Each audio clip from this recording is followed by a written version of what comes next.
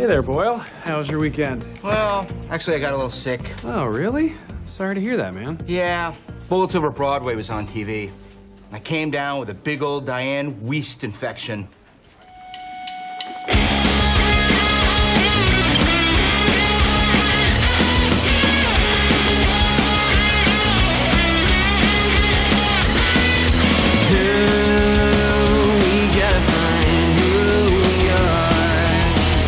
Hello and welcome to the Contrarians, where we're right and you're wrong. I'm Alex. I'm Julio, and thank you for listening. If you like what you hear, head over to Apple Podcasts to subscribe and leave us a 5-star review. Help promote the algorithm and spread the word. You can also find us on SoundCloud to subscribe and review, and don't forget to visit our main website, wearethecontrarians.com. Follow us on Twitter at Contrarian Prime, and to like us on Facebook, visit facebook.com/Contrarian Prime. And if you have the willpower to keep up with our pretentious ramblings, you can follow us individually at Contrarian Alex for myself and at Ovnio for Julio. That's OVNIO. Now, time for the podcast.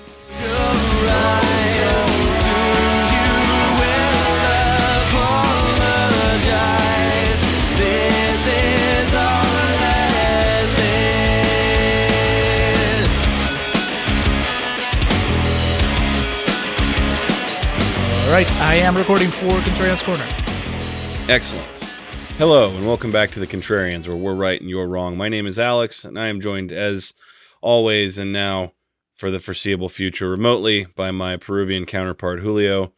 Julio, how are you doing on this Monday evening? I'm safe and sound inside my home, protected from all the craziness out there. All the potential weirdos with scissors for fingers? Yes. It's the world split between the weirdos with the scissors for fingers and the weirdos that wear their masks around their chin. Yes. Just have their nose hanging out freely in the breeze.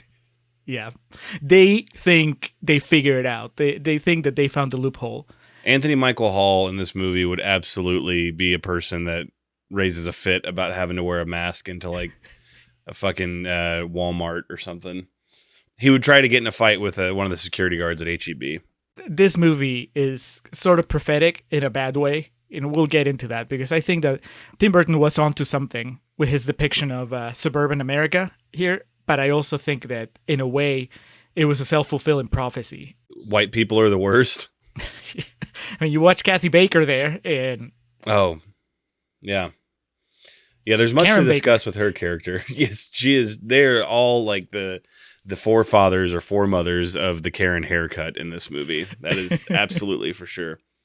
And then you have like the one actually good person in the party in Alan Arkin, which I don't even know if there's any good people on any of these sides of these arguments anymore. But if there would, it would be Alan Arkin sitting in his backyard with a TV with a big orange extension cord, drinking a Busch. I mean, that's...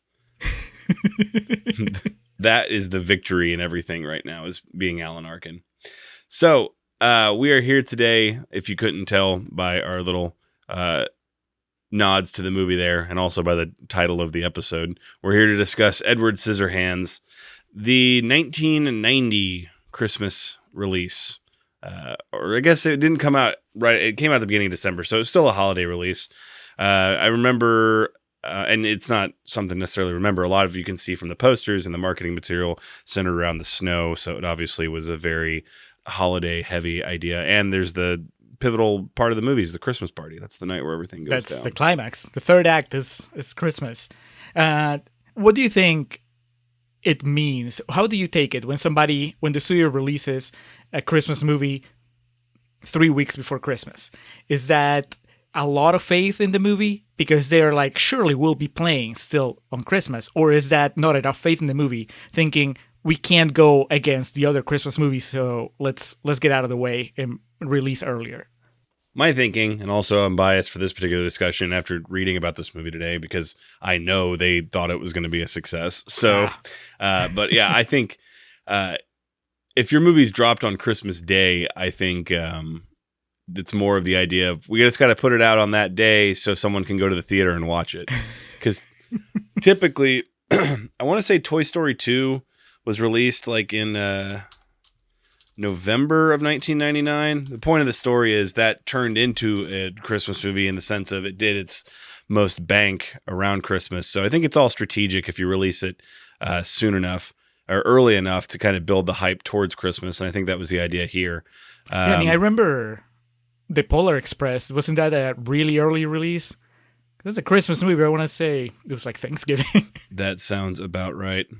Sometimes that comes back to bite you in the ass in the case of Fred Claus, where they released it, the first weekend of November, and by the second weekend of November, no one was talking about it anymore.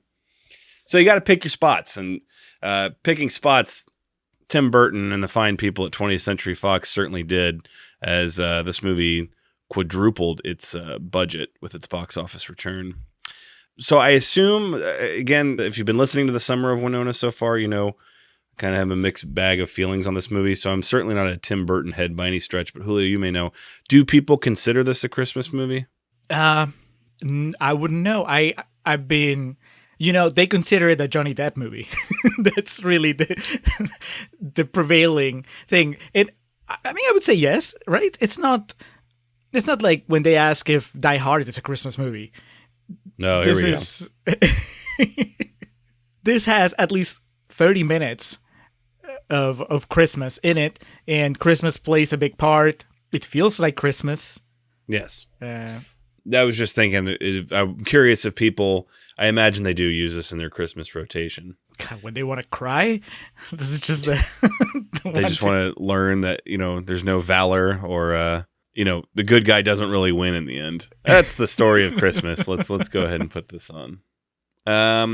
Okay, so this is, we're trekking along here on the Summer of Winona. This brings us to our next stop. If this is your first time listening to us on the Contrarians, we appreciate you listening.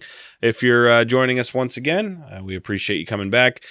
Give us a moment here while we explain our gimmick to our new listeners. We like to rage against the Rotten Tomatoes machine. It's the expression we like to use.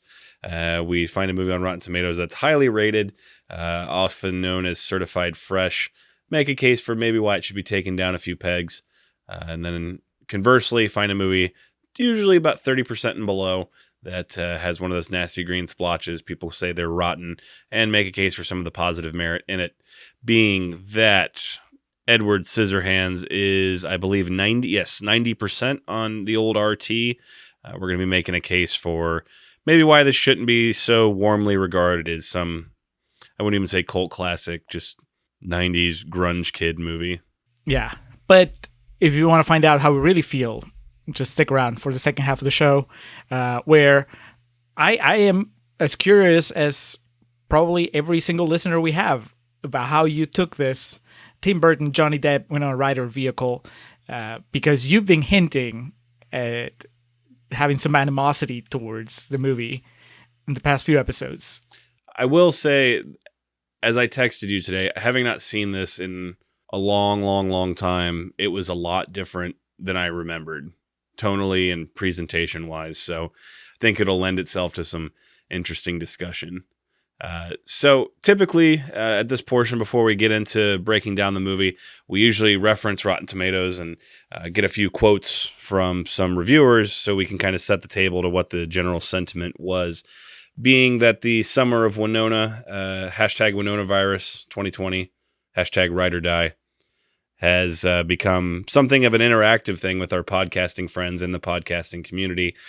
We actually have some clips that have been sent in to us for some of our, again, podcasting friends to weigh in their thoughts on Edward Scissorhands. So, Julio, who sent their thoughts?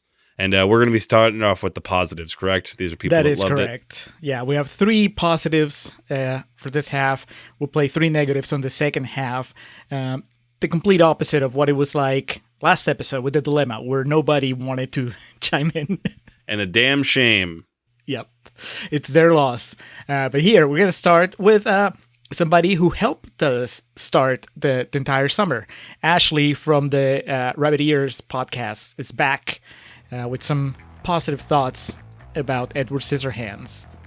Edward Scissorhands is a cult classic that still feels fresh even 30 years after its release.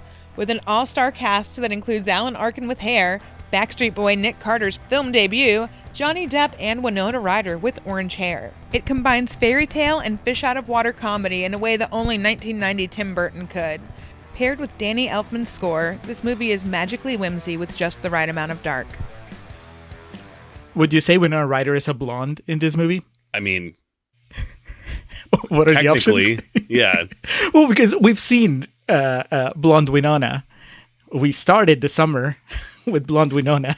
That was like not platinum blonde, but that was definitely a very definite blonde. This is more of like, they use that term sandy blonde, or the blonde brown. It definitely looks like Orange. a natural color versus just going for absolute prime hotness in Mr. Deeds. Well, the praise continues with somebody we haven't heard of in forever. Way back when we talked about Rob Zombie's entire filmography, we had Corey on the show with us. Oh, hell yeah. Greetings, children of the screen, your friendly neighborhood nerd scum here. So, Edward Scissorhands was mandatory viewing for anyone growing up punk rock goth in the 90s through early 2000s like myself, and predictably, I love it. Made in a time before Tim Burton had forgotten that movies were about stories, the film balances its stylized satirical nature with engaging characterization and earnest emotional arcs. However, it's Winona Ryder's performance as Kim that ties everything together. Though she's introduced a little bit late in the game, with the world thoroughly set up, it's only through her eyes that we're able to truly fall in love with the weird world of Tim Burton's Edward Scissorhands. It's an admirable performance in a film that definitely deserves its cult classic status. Thank you for your time. If you'd like to hear my further thoughts on movies, comic books, action figures, and varying aspects of pop culture, then check me out on YouTube, nerd_scum, 3 exclamation points. Have a good one. Nerd Scum, out. But if you want to hear him talk about Rob Zombie, you have to look up the Rob Zombie episode that we did a long time ago. Oh, yeah. God, that was way back in the day. Yeah. Well, Corey flaunted his growing up punk cred. I don't have that cred, but I still have opinions. Yeah, I don't either. All right, and we're going to close with somebody who, we've heard him before, and he was really excited about this episode. He actually, in this clip, pleads for us not to be too harsh on the movie. Good day to you, my dear Contrarians. How are you both? Here we are, the most anticipated film for me personally on your Summer of Winona, Wino Forever journey, Edward Scissorhands. The iconic Tim Burton film for me. I fucking love this film. I will hear no bad words about this one, my friend. So please hold your negativity back on this one if you can. Why do I love this film so much? I've been seeing it since I was like 5 or 6. I don't know. When did it come out? Well, however old I was at that point, that's when I've been watching it since. It's just a beautiful gothic fairy tale. It manages to subvert the absurd, mundane nonsense of suburbia and puts most sane viewers in the place of the outsider, that the misfits, the long black-haired misfit, the Tim Burton symbol alone atop a castle, and you identify with him. How the hell do you identify with a guy with scissors for hands over every single other person in this movie? Why? Because of Johnny Depp. Johnny Depp, who is absolutely heartbreaking in this. And also Vincent Price is heartbreaking in this. Beautifully heartbreaking. Their relationship in the film is so gorgeous to watch. I wish there had been more scenes with the two of them together. I think this was Vincent Price's last film, I'm not sure. And of course Winona is also beautiful, innocently beautiful. And I'm talking about young Winona here, not croaky voiced, dodgy makeup old Winona. Even though her choice of boyfriend is pretty much Biff from Back to the Future in this, so you have to wonder where her head's at. She is young, she's innocent, she's not quite naive, she's slightly naive, but she's just like on the border of becoming that gothic personality that she became in Beetlejuice. She's the opposite side to that character, but she's on the border, and it seems like Edward might just push her over the edge, especially his death, but maybe we shouldn't talk about that, because that's a spoiler alert straight off the bat. All of it is heartbreakingly beautiful stuff. Their connection, Winona and Edward Scissorhands' connection, is one of the most pure things in all of cinema. The fact that it never snowed until he came down from the castle and he made it snow for her, and you can still catch her dancing in it. Oh my god. And there's plenty of laughs too. I'm not sure which is the funniest moment, but the pincushion waterbed ranks very, very high. So does the electrocuted Edward Scissorhands. That's very, very high. But it's also really scary. It's really unsettling. I remember younger Ben was terrified of moments in this, but older Ben just appreciates the darkness a little more now. Right up to those final stabby moments. It would definitely not get made and get made as a PG now. It would be like 15 for that final stab. Anyway, I can't wait to hear what you guys think. I believe this is Alex's first ever watch, so I will be listening intently. So that was Ben from Filmbusters. I remember him from the Beetlejuice episode, which was also another one of his favorites. But he's not right. It's not your first time. It just might as well be. Yes, for the emotions that came away from it, it might as well be. That's a good way of putting it. And Vincent Price, he was very ill when he made this movie, but I did check while we were listening to the clip there. It looks like he had 2 more credits after this. I can't imagine he had done much. My understanding was this was kind of his last really immersive role.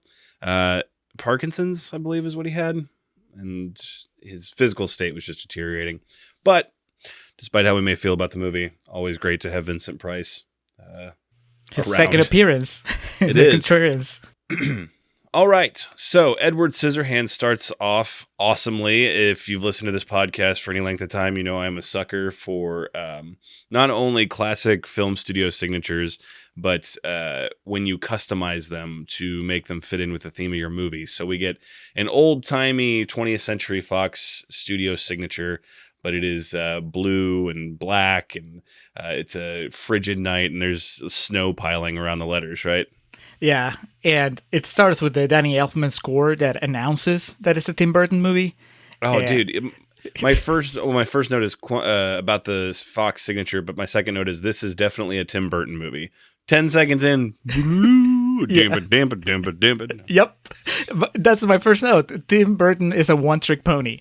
This is the first, the entire opening sequence. It could be Batman Returns. It could be Beetlejuice. It could be Beetlejuice. It could be A Corpse Bride. It could be fucking Dumbo. I mean, it's just put him and Danny Elfman together, and it's just they put each other in autopilot. Is it Dark Shadows? What's the movie that's PG-13? Okay. With the vampire movie where Johnny Depp. Yeah. The main thing I remember is it's PG-13, but there's a part where Helena Bonham Carter gives him a Hummer, and like I just remember watching it and be like, that's pretty intense for a PG-13 movie. So yeah, both on the same page there. It's a Tim Burton movie. It's, they chose the Tim Burton font when doing the overlay for the title credits here. Size 24.5. It looks like they blew it up to, and a lot of paper mache shit that he probably made and was like, hey, let's film this from this angle. And Danny Elfman's score, unmistakable. It's fitting Danny Elfman paired up with Tim Burton, just the Batman relationship between the two of them, career long wise, and it definitely they set a mood, and it's you can't mistake it. It's not like this movie started, I'm like, did Danny Boyle direct this movie? No, it's directed by Burton with score by Elfman. It's just, that's the package. You don't know where one ends and where the other one begins. Yeah. That's how they pitch it to the studio. I imagine in 1991, they went as Mario and Luigi for Halloween, just because, you have to have them together. I did pop for Alan Arkin got the and credit. We spent some time talking about the importance of the and credit in our last episode, so him getting it was definitely nice. He's the Queen Latifah of this movie. Yes. So then we transition to old Winona Ryder, and it's a startling image, and for how much I love and have fawned over movies we do with practical effects, they probably should have just tried to give the CGI a go on this one. I mean, we were close enough to Terminator 2 to know that the technology would have been there. Well, or you could just cast an older person. Why the ageism of Hollywood? The trick from A League of Their Own, where it's an older actress, but they just dub in Gina Davis's voice. So they could have done that here. That lady from Titanic. They didn't try to age up Kate Winslet. Kathy Bates? I don't remember the actress's name, but you don't have to especially because she's so young. She's a teenager here. So you could cast anybody. You could cast Kathy Bates, and I would believe it. They were like, yeah, sure. She grew up to be Kathy Bates.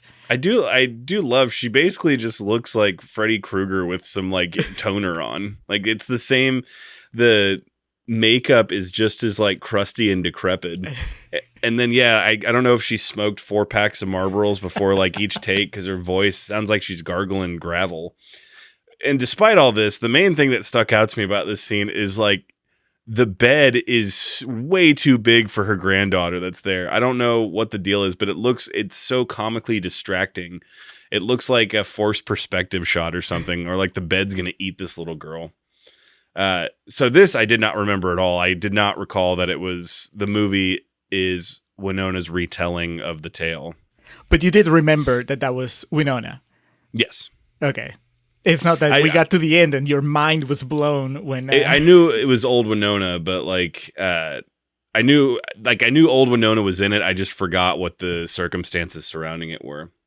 So her granddaughter asks for a bedtime story, and Winona picks the subject of snow because it's snowing outside, and whatever town they're in, she tells a story about, it snows because the inventor invented this man, and then we get the doodaloo, doodaloo, doodaloo. No, we don't even get like the wavy screen. We actually get the Beetlejuice panning shot of like the model of the city. That's right. Yes, goes up to the mansion. Yeah, that's right. Yeah, we go there. I watched the behind the scenes featurette on the DVD, and it's just like 4 minutes, and there was this just brief shot of Tim Burton's sneakers as he walked in between the model town. It completely ruined the illusion for me. Did he have like some really sick Nike sneakers, or were they like definitely like Kmart Express?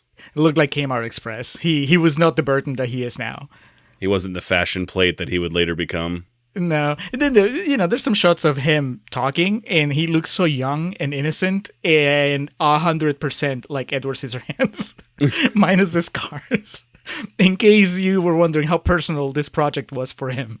I was about to say, you see a lot of movies sometimes, Almost Famous we talked about, where the director sees themselves in the lead character. It really concerned me about his mental state. Like, if this is really how he sees the world, in terms of like, he might be colorblind, like with the vibrancy of everything that he sees. And does he think he has scissors for hands? It's like that 30 Rock where Kenneth, like, you see what Kenneth's perspective is, and he sees everyone as Muppets. Like, that's basically what this was here.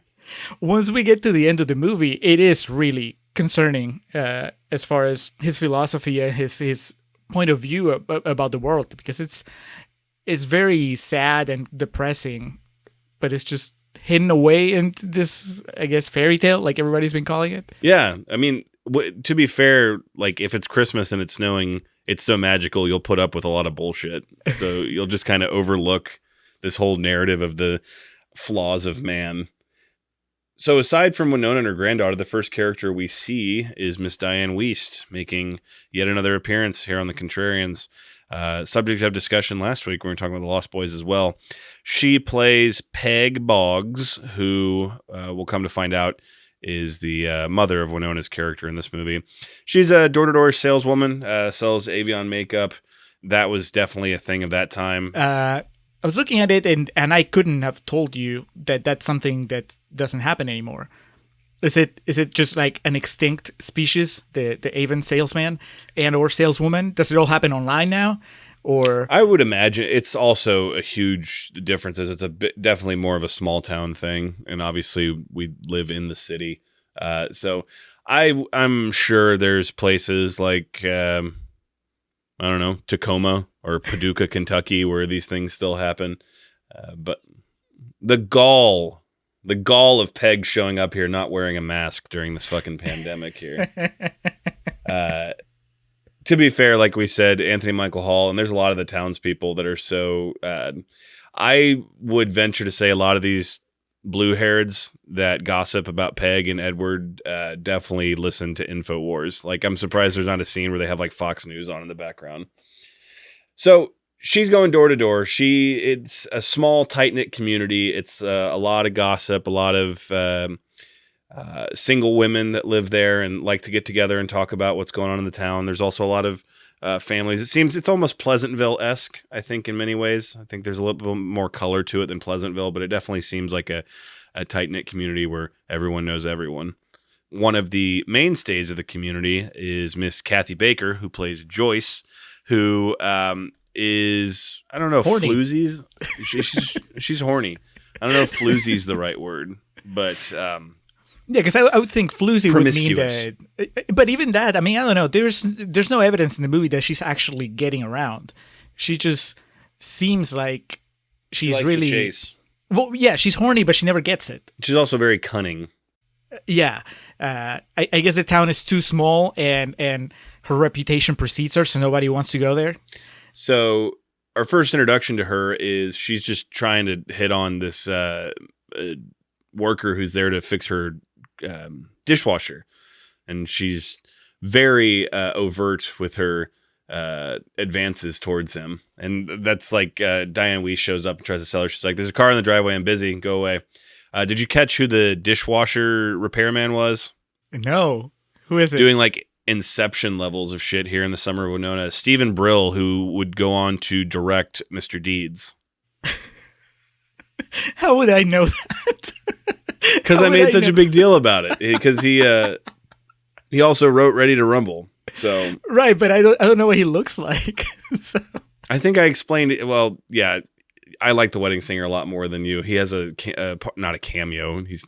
I wouldn't call him cameo worthy, but anyway, the summer of Winona intertwining here in wild, wacky ways. So Diane Weiss is struck out for the day. She can't sell anything. So in like the dumbest reveal shot, she's like on this street, and then it's like she tilts her rear view mirror, and then she's like, "Oh yeah, there is that massive haunted mansion on the hill at the end of the street." It's like you would think it's like the sun, like you just wake up and see it every day there, but it's like she forgot that it existed, or maybe she didn't even know, because when she's like walking through the garden, she's acting like she didn't even know that existed. Well, maybe she's never gone that far. I don't know. I mean, this movie lost me pretty like early on. The beach on the Truman Show. It's just like the big painting. They told her they had already subconsciously programmed never to go past that gate, but this That's time right. she just broke through the programming. It doesn't make sense. I mean, anything that happens from this point forward in the movie, I understand that that Burton and the screenwriter, is it Caroline Thompson, I think?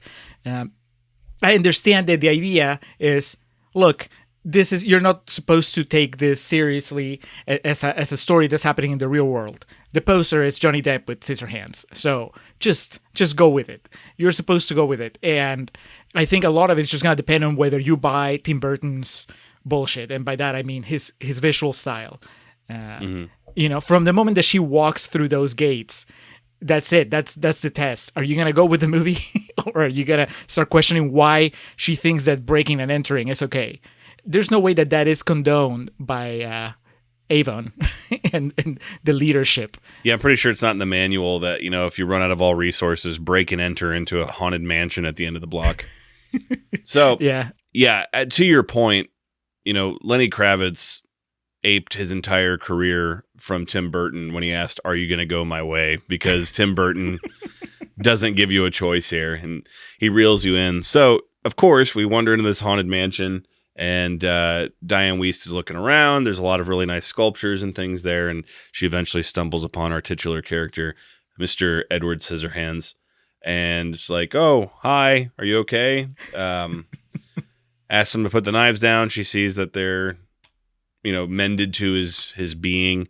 I mean, this wasn't our introduction to Johnny Depp by any stretch of the imagination. I mean, obviously we had that with Nightmare on Elm Street. But here, I think this is Johnny Depp kicking down the door, or I guess he's so eccentric. It'd be like one of those sliding paper doors in like a Japanese hotel. And he pronounces to the world, "I'm here," because the way he comes, almost not even waddling, more of just these very tepid steps, and the voice, the tone of it all. I mean, this is what we would come to think of with Johnny Depp and Tim Burton. So it's hard not to view this as almost a caricature. That is exactly what I was going to say. I think that it's just impossible. It may not be fair to the movie, but at this point, it's impossible to separate just this performance with our knowledge of what's going to happen to Johnny Depp and Tim Burton 20 years down the line, right? This is a moment where we could have stopped it early enough before we got to Jack Sparrow and Willy Wonka, and before Depp just got out of control. If you told him, hey, you know what, tone it down, or hey, let's recast this character, how many more Donnie Brascos would we have gotten? Johnny Depp is just an actor instead of somebody who's just constantly playing caricatures. So it's hard not to resent Edward Scissorhands just for what we know of the future.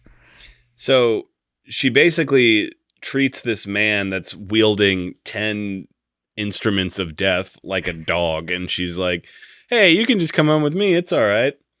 And naturally, because I mean, look at the dude, he's a creation of an evil inventor and has scissors for hands, so naturally the townspeople are going to start to gossip about him, and they wonder, congregate around Peg's house and try to get a look at him, see what's going on. And he's trying to, this is his first time. It's like bringing a stray dog at home. Hijinks are going to ensue. So I think he sees a mirror for the first time, and he tries on these clothes, and he's having a hard time doing it. And it's basically just like this long comedic set piece. And that's where he pokes the hole in the waterbed, the initial one, and covers it up with a pillow.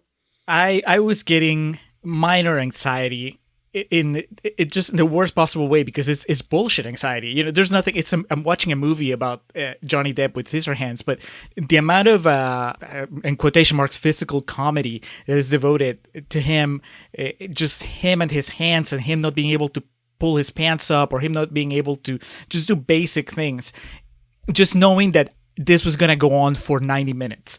It was just weighing on me as I was watching it. I was like, how many more of these things I'm going to have to put up with? Because clearly Tim Burton thinks they're really funny. Yeah, this seems like it would be like the trailer would have clips of these set to like Hot Blooded by Foreigner or something. It doesn't seem like what you come to think of as this, romantic love masterpiece that so many people try to build it up. It looks like something that would be straight to Netflix, and Happy Madison would be the producers on it. Lots of close-ups of Kathy Baker just looking at him, licking her lips. Yes, while Hot for Teacher plays in the background. Yes.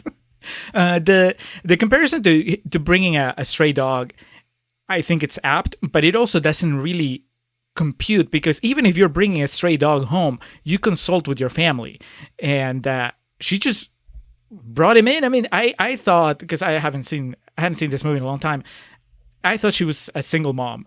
I didn't realize that she was married until she pointed out in the pictures. I was like, well, she should have at least called Alan Arkin, asked him, hey, is it okay if I bring this creature into her home, give him the guest room? You can tell just by his initial response to it that he doesn't really get a say in much. It's like she always is getting new furniture shit without consoling him. So when he sees Edward for the first time, he just is kind of like, oh, well, of course this would be here. Why not? It's the next step. It's only, it's what makes sense. But so yeah, the previously mentioned Alan Arkin, who plays Bob, meets Edward, as well as their son, Kevin, Nick Zielinski himself. He plays Rick Moranis' son in Honey, I Shrunk the Kids, which I immediately recognized him because I wore that VHS out as a kid. And it leads them to... this is the dinner scene, right? The initial dinner scene where he kind of meets the family for the first time, because Winona's not in the picture yet. So it's him with Peg, Bob, and Kevin. Yeah, they're making us wait for Winona. Oh, this is this is what you're talking about with like the comedy just dragging on and not working. It's like a fucking 6-minute scene of him trying to eat a pea. Yep. And he finally figures it out later in the movie with like the steak, but he just can use his hand like a fucking fork. Like, I don't understand where the disconnect is. Because that wouldn't be funny, Alex.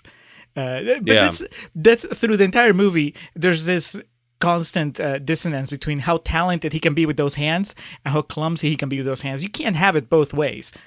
Either he's a genius because he's spent all this time by himself in these hands and he knows how to handle them, or he is just really clumsy with them, acting as if he's not used to them.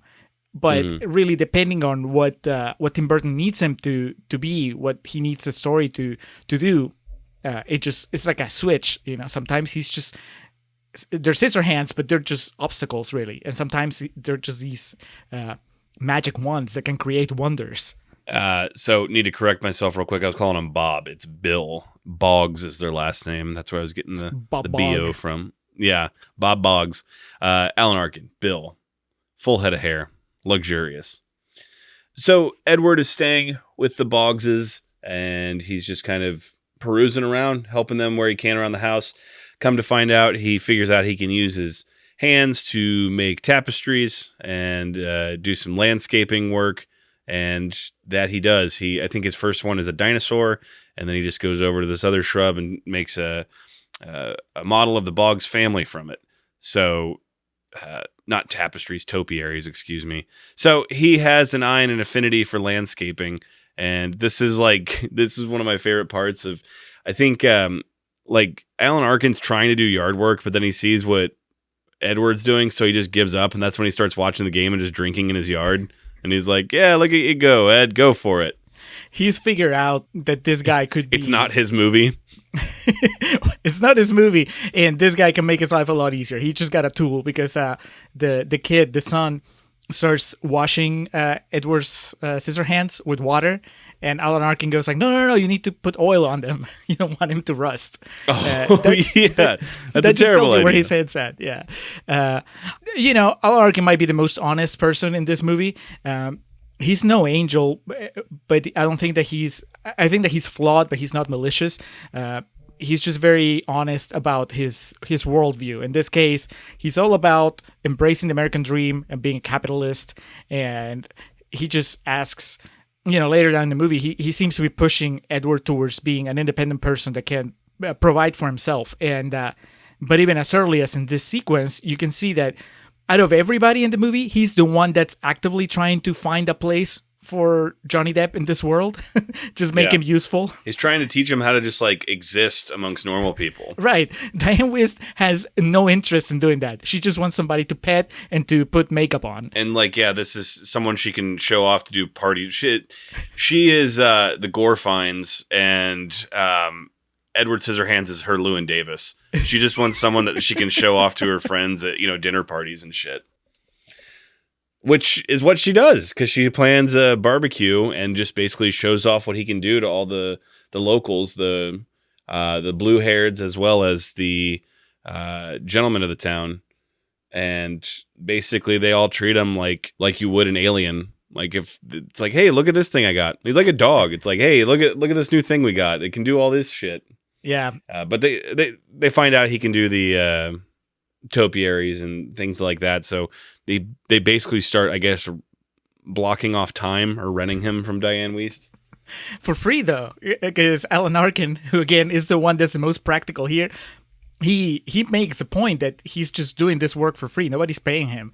Diane Wiest goes, "Oh well, he gets cookies from some of them, but that's not the same. That's not the way America works. Damn it." Yeah, Alan Arkin says something like that about you cannot buy essential life needs with cookies.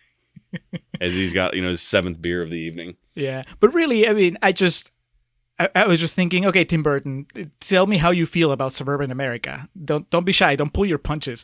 Because the depiction here, Alan Arkin aside, the depiction of every single member of this community is just so damning. Because they're all two-faced and shallow, and there's really nothing to them. Ben, on his clip, he was like, "Oh, isn't it amazing that you identify with Johnny Depp, the guy with scissors for hands?" Well, not really, because who else am I going to identify with? Everybody else in this town is an asshole. So just by default, and there's your sympathies... no character flushed out enough for me to really give a shit about. It's right. Just, again, Tim Burton asked, "Are you going to go my way?" Yes, exactly. Alan Arkin, you're right, though. I think I caught what you were getting onto there. I think he is the most relatable for any adult watching the movie, because he's the one that's like, is anyone paying attention to what's going on here? But then, of course, Diane Wiest is so motherly and sweet that she's just like, she tells you, the audience, "Oh, don't worry about him. He gets that way sometimes." And then we just have to forget about it. So at this point, the entire neighborhood is just smitten with Ed and the idea of him. There's Ed, there's Edward, there's Eddie. He's basically become a local celebrity. There's one crazy religious zealot that is not a fan, said he was sent from hell. And she kind of reappears throughout the movie just to kind of weigh in, like most religious zealots do. Just remind you, hey, I'm still here. You're all going to hell. Every Sunday, she just shows up. Yeah. I know it's only like 100 minutes, but it just, even for the 90s, I think the trope of the religious zealot is pretty tired. I would have liked to see, just add some variety. What if the religious person was the one that actually got Edward? The one that would, maybe she doesn't have to embrace him, but she can at least be less fake than everybody else. Yeah. During this time of embrace and Edward making friends is when we get our first of several flashbacks to the inventor, his creator, who we find out at this point in time was Vincent Price, who we see that owned the mansion and they had like a factory line that made cookies. This is the most impractical thing ever. It was, yeah. I mean, it's not that hard to make cookies. Just, I think he kind of made the task way more difficult than needed to. But he has an assembly line for cookies and all this other gobbledygook around. And when we get our first shot of Edward, it's just his torso. So he was like a work in progress still. And I think he was teaching him how to talk. And I think he tells him a joke and starts to tell him how to laugh. And it's pretty off-putting. Yeah. Well, again, I understand that I'm not supposed to think about this, but it's impossible not to think about it. The whole point, the whole reason why he had scissors for hands is because Vincent Price died before he finished them, right? He didn't get around to giving him the hands. But why were the scissors the first option? Exactly. Why did he have the scissors in the first place? Wouldn't he just have stumps instead of scissors? I was about to say. Like wooden pegs or some shit. Something that like he was out of supplies for that day. Like the idea that Vincent Price was out of, he's like, I don't have any human hands. Oh, I do have these giant claws made of scissor parts. He was a big X-Men fan. Back in the 90s, that was the heyday of Wolverine in the comics. So maybe he just went for that. Yeah, I don't get it. It's also like he has to know. There's no way that Vincent Price, who at least seems to be genius enough to create all this shit, to create life, right? And somehow he doesn't acknowledge that he's pretty old and he could not be here tomorrow. So he needs to speed up. It's like less reading poetry at night and more just making sure that the guy is at least functional. Put all his pieces there. He could have like built himself an iron lung or something that could have helped sustain his living ability.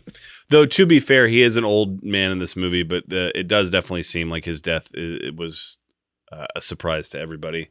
So we go from getting to see Vincent Price for the first time to our antagonist being introduced in the form of Jim, Anthony Michael Hall, who, man, they hit the nail on the head with this, just in terms of so punchable. I mean, definitely an unlikable guy.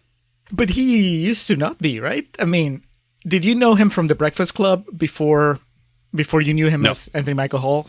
I didn't see The Breakfast Club till later in life, in my teens, probably. No, but yeah, I mean, I say that. He's just very punchable here. I think that's more of a compliment to his portrayal of Jim and his performance. But not to say he definitely doesn't steal the spotlight here, because the woman of the hour, Miss Winona Ryder, Kim, appears in the movie for the first time, and despite second billing, I think we're probably 40 minutes into the movie before she actually appears. Not counting her J. Edgar makeup at the very opening. She's not getting paid by the hour. She's in and out. So she shows up. We get another, kind of comedic piece of Edward has been sleeping in her bed. She comes back late at night. He doesn't know what to do. She sees him. She screams. He pokes a bunch of holes in the waterbed. It leads to more of this revelation that Alan Arkin is a functional alcoholic in the movie as he takes Edward down to the really cool bar he has built in his basement, and they share a few drinks of what he says is lemonade. I don't know, it looks like scotch or something. So come over, Edward. Let's have a really awkward, inappropriate conversation about my teenage daughter. 'Cause that's when Alan Arkin goes, I don't know what happens to them.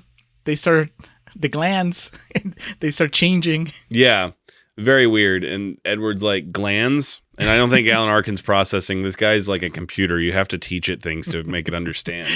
So, I guess that was our meet cute. But then Peg's like, hey, let's go have a formal introduction. And at that point, Edward's just fucking shit-faced and makes a weird gurgling noise and then collapses. It's hilarious. It makes you wonder about the just how he works as an organism. So he can't get drunk, apparently. Mm-hmm. But he's a robot. So, I mean, we saw him when he was just like a metal skeleton. So he is designed to process food and process alcohol and react to it the way that a human would. He's also dealing with a bunch of people that hadn't once thought to just put like a case over his hands. Like... Yeah, but this I mean, get like a rifle bag or something. It's just such a complex amount of work to put into him before you put the hands on. Yeah. It's so weird. And for like the amount of technology that would be needed to create a human, like the hands look like shit. Like the scissors aren't like you'd expect them to be like you mentioned Wolverine. They should have been like you'd expect an evil scientist to have adamantium or, some unobtainium or something to craft these after. But I don't know.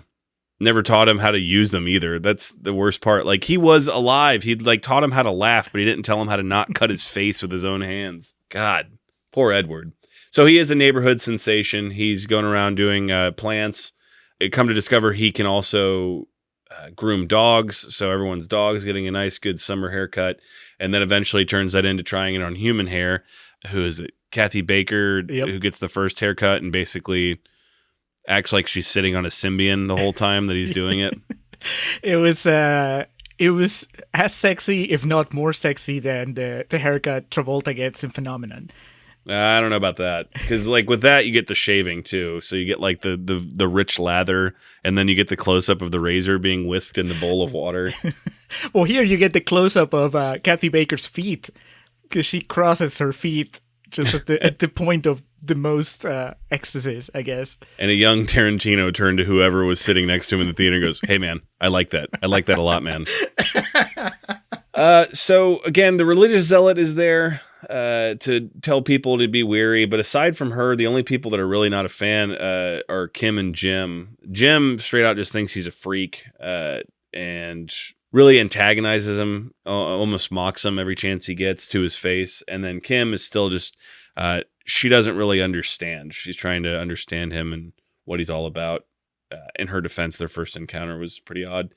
He's on whatever the version of Maury is in the town they're in. He's in a talk show, and subtext and subtlety is not Tim Burton's strong suit, because like this is the part where like they're questions from the audience, and they ask like, do you want to get your scissor hands removed? He's like, yes, I'd like that. And then one woman's like, but then you wouldn't be different, you wouldn't be special, no one would pay attention to you.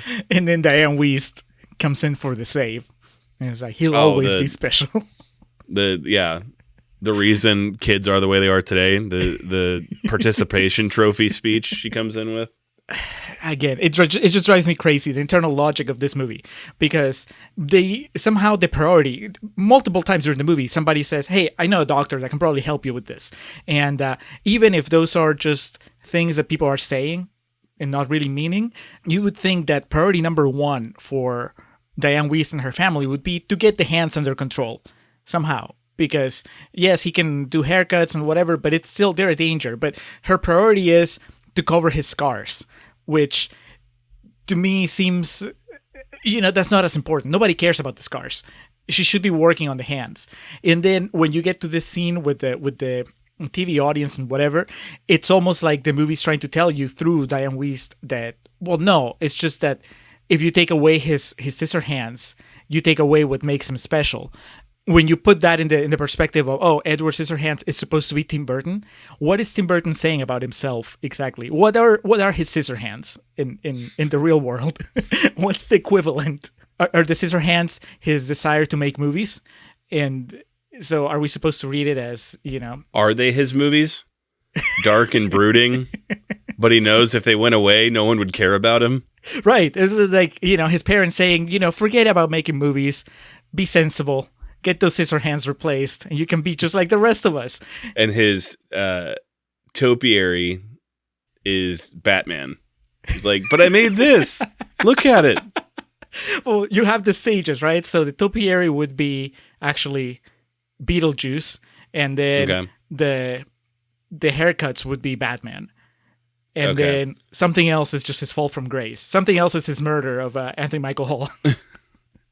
Yeah, I'm trying to think of what would be his getting arrested for breaking and entering. Yeah. Sleepy Hollow, probably. Oh, God. Well, I don't like Batman Returns, so I could almost say that. God. That Batman Returns is like the getting caught breaking and entering, because he went under like with pretenses of like, this will go fine, this will be good. And then like him trying to open the door is just that scene where Michelle Pfeiffer's licking her arm and giving herself a bath. He's like, I don't know how to get out of here. And then Universal goes like, did you know what you were doing? And he's like, no, I knew. Then why did you do it? Because you told me to. No, killing Anthony Michael Hall is Planet of the Apes. Yes, there you go. Because that POV shot of what Anthony Michael Hall sees when he gets stabbed, that's just like Tim Burton just hate fucking the audience with Planet of the Apes. Him throwing us out the balcony is the reveal that Abraham Lincoln was an ape. God. I go long periods of time in my life forgetting that movie exists, and then I remember the ending, and just like I could be anywhere, and I just start shaking my head. Idiot. So things continue. He's kind of bounced around the community, helping out some. Joyce again, Kathy Baker, just blasting out of her pants watching this guy in action, and they're gonna help him set up a beauty salon, or she's wanting to help set up a beauty salon. And takes Edward for a tour, and then takes him into the back room and lights up a cigarette, puts on some sensual tunes, sits him down, and it looks like a fucking like operation room. And he's put on like a gurney of sorts. But anyway, point being, the words these people say to him, it's not really sure he clearly understands what they're saying. So I understand sex is the most primal thing humans can do, but I still don't really think that he was very cognizant of what she was trying to do. But she starts getting more and more revealing, and obviously this excites him to a certain degree, but it also freaks him out. See, but that's the thing. I actually paused the movie here because I needed to straighten my thoughts about what's going on. And of course, the simple answer is it goes on. I mean, what's going on is that Tim Burton doesn't care about consistency and internal logic and whatever, right? Because my big question was, does he have a libido? Does he get aroused? Because he seems to, by now we've established that he has the hots for Winona Ryder. He, because when he was at the Maury equivalent, he does, speaking of not being subtle, he has a moment where somebody from the audience asks him if he has a girlfriend, and he stares straight into the camera, and his love for Winona Ryder travels through the airwaves, and because she's watching from home, and he's like, maybe there's somebody. So does he like her because he finds her attractive? Is that part of his programming? Is that part of recognizing, having feelings based on attraction?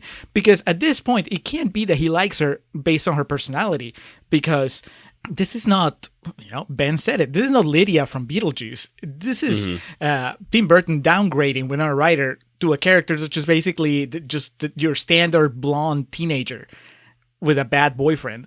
So there's nothing there, I imagine, for Edward to connect. It's not even like she's nice to him, or like she doesn't even interact with him at all. If he's gonna have a crush on somebody, you would think it'd be Diane Wiest. So we have to understand. My assumption is that he thinks she's hot, and I mean that makes sense. We all do. So that means that he can process that kind of stimuli, and so when Kathy Baker has him on this room and she starts undressing and he looks like he's excited, when she starts taking her clothes off, he has a reaction. So that reaction to me is, it's sex driven. It has to do with sex. He may not know that that's what it's called, but he's got to have, he has to have been feeling something. So all this to say that it builds up to that, and then it's completely dropped. The movie never further explores how Edward handles sexual impulses. They make a kind of a throwaway joke about Kathy Baker trying to fuck him, and then later in the movie, she accuses him of trying to rape her, but that's it. As far as the mystery of what goes on in Edward Scissorhands' loins, I mean, that's just, we're left hanging. Yeah, and you breezed past that, even, like, you spent more time focusing on that than the movie did, the part where, like, he's accused of raping her at one point, which... that's just really dark. It comes later, but that's such a weird, dark turn. Real talk, Contrarians Corner, what have you. Obviously, the term and the act of rape has never been a situation to take lightly, but I do think the idea of being able to have a throwaway line like that would have been way more acceptable at the time. But again, we're watching this through 2020 lenses, so it's kind of startling, to say the least, that it's just kind of it's a word that's used as a throwaway, whereas like today, that not to say it was okay that it could have been used as a throwaway term at that point in time, but it definitely. Well, I don't know how it felt back in the 90s. And this is just more real talk, I guess. But it really makes the Kathy Baker character probably, I would think, more despicable than than the movie intended when she does that. I 100% concur with that. But so he scurries away from this encounter with Kathy Baker. I mean, yeah, I'm not going to discriminate one way or the other. She was an attractive woman, but also he's a confused young man. It's just there was no winners in this situation. And what you're saying, though, is that you would have gone for it. I mean, if it was me, yes. I'm not talking about if like I was Edward Scissorhands, because I wouldn't. God, I'm a very handsy gentleman when a woman and I get intimate. I wouldn't want to cut anybody up, anything like that. But yeah, Kathy Baker, God bless. And so he scurries away to meet up with the Boggs family at a local diner. I mean, this is just like small town America. We keep talking about it. It's like, imagine like this is where the Sandlot took place in a different universe. Because he walks in and they're just eating, I think, hamburgers or chicken fried steak, whatever you eat at the local diner. And he explains, hey, we went and I got a tour of this beauty salon. You can have a desk up front where you sell all your makeup. And then doesn't he say like, oh, and then Joyce took me in the back, and then she took off all her clothes, and then everyone just kind of stops and looks, except for Alan Arkin, because he's in that distant place in his mind where he's just like, "You got it, Ed. Way to go." Alan Arkin is, once again going back to the American Dream. He's just interested in getting Edward out of his house, I guess, and just so he can get his own place. He's like, you can go to the bank and get a loan and just be a self-starter. That's the first thing he goes to. Like, he doesn't give a shit. He's like, you got into this really sticky situation with this woman that could potentially be disastrous, and he's just like, whatever. You're gonna order food. We got to get out of here. So he's turned down money at the bank. I don't know why Diane Wiest or anyone thought that a human that Vincent Price created was going to get like this $20,000 bank loan. The entitlement of the suburban middle class. Oh, and at least the credit to Burton here in the writing of like, I think it's Caroline Thompson, right? Caroline Thompson. Yes. I just appreciate that the banker, they didn't have him like try to be sympathetic. He just basically tells them he doesn't have a social security number, no bank account, doesn't have a job. Like, what the fuck do you expect me to do? Give him Monopoly money. So he's turned down, and it's kind of dropped at this point. Like this plot, this idea that he's going to get money and start a beauty salon is just kind of dropped because I guess Tim Burton got bored and moved on to the next thing. Pretty much. He just said, okay, well, now it's time for him to fall from grace. And now the movie kind of laser focuses on him not being likable anymore as far as the town is concerned. Because that's when, he gets into the robbery and then everybody turns on him, like on a dime. There's no transition. There's no smooth transition where he slowly falls from grace. It's just everything that happens from here on is just Edward sucks. It's America, pretty much. Hey, there's this new thing and we think it's cholesterol. Hey, we think this is great. It's awesome. Let's eat as much bacon as we can and celebrate it. And then you find out it does something bad. And it's just like, fuck this. No bacon ever again. We can't do anything. Yeah, the rest of the movie is somebody finding an old tweet from Edward Scissorhands. And they just like just push him as far as it goes. They uncovered a podcast he did before he was famous where he said something mildly problematic. And he's not what we thought he was. No, it's just like a picture of him giving Trump a haircut or something. And they're like, see? He's doing that white power symbol with his scissors in like some picture that was online. Let's get him. So Kim and Jim, it's discovered quickly in just kind of a moment of transition that one of his scissor blades can be used to pick a lock. So I can't. Jim, why does he want to set him up? No, he wants to, in the dumbest plan ever, establish that he's rich, or his parents are rich. And so he wants Edward to help him break into his own house, I guess, into his father's safe room or whatever, and then help him steal everything so he can sell it and have money of his own. I guess that's the idea. He's telling Winona Ryder he'll do it if you ask him, because everybody here except you has realized that he has a crush on you. And don't you want your own van? Don't you want us to have our own van with a mattress in there? This guy's a piece of work. And he's so gross. That part where he like tells Edward, he's like, hey, watch the door and holler if Peg comes up. Then he does that. Yes. And it's like, ew.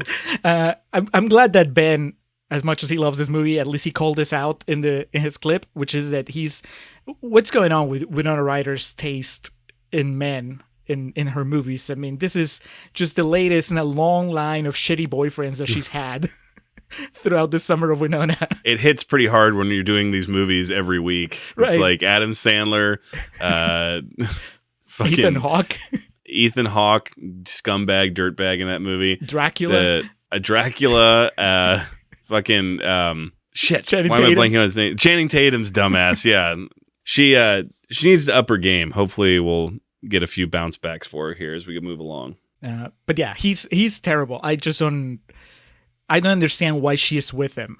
So, but his plan is to get him in the house. And then eventually the plan just becomes to like get him, right? Doesn't he kind of bail on the plan? I mean, I don't know. It could be. The movie doesn't make it clear, but I thought that it was an accident, that basically he breaks into the room, but because he didn't expect. He thought the alarm was deactivated, right? And so, but then he just freaks out and he justifies his actions to Winona when he's like, if it would have been me, he would have pressed charges. We had to sacrifice somebody type thing. Right, because they take off. They leave him behind. Winona wants him to go back for him and explain. He's just like, if we go back and we tell the police that it's your house, then, well, they're not going to arrest you for breaking into your own house. And he's like, no, my dad will press charges, because I guess his dad is as much of an asshole as he is.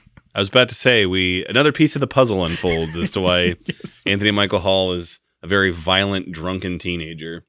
So this alarm goes off, this plan goes awry, and Edward Scissorhands. I did fucking laugh that his incognito outfit is just basically what William Costigan wears when he's undercover in The Departed. He's just got like that track jacket and the ball cap on, tucked over really tight. So when he got arrested, you know what I immediately noticed? And this is something just normal people would not notice, but people like you and I who have worked in the movie theater industry for, collectively over 20 years. When they put the handcuffs on him, I guarantee that was a real change, because it's one of those shots that lingers so long.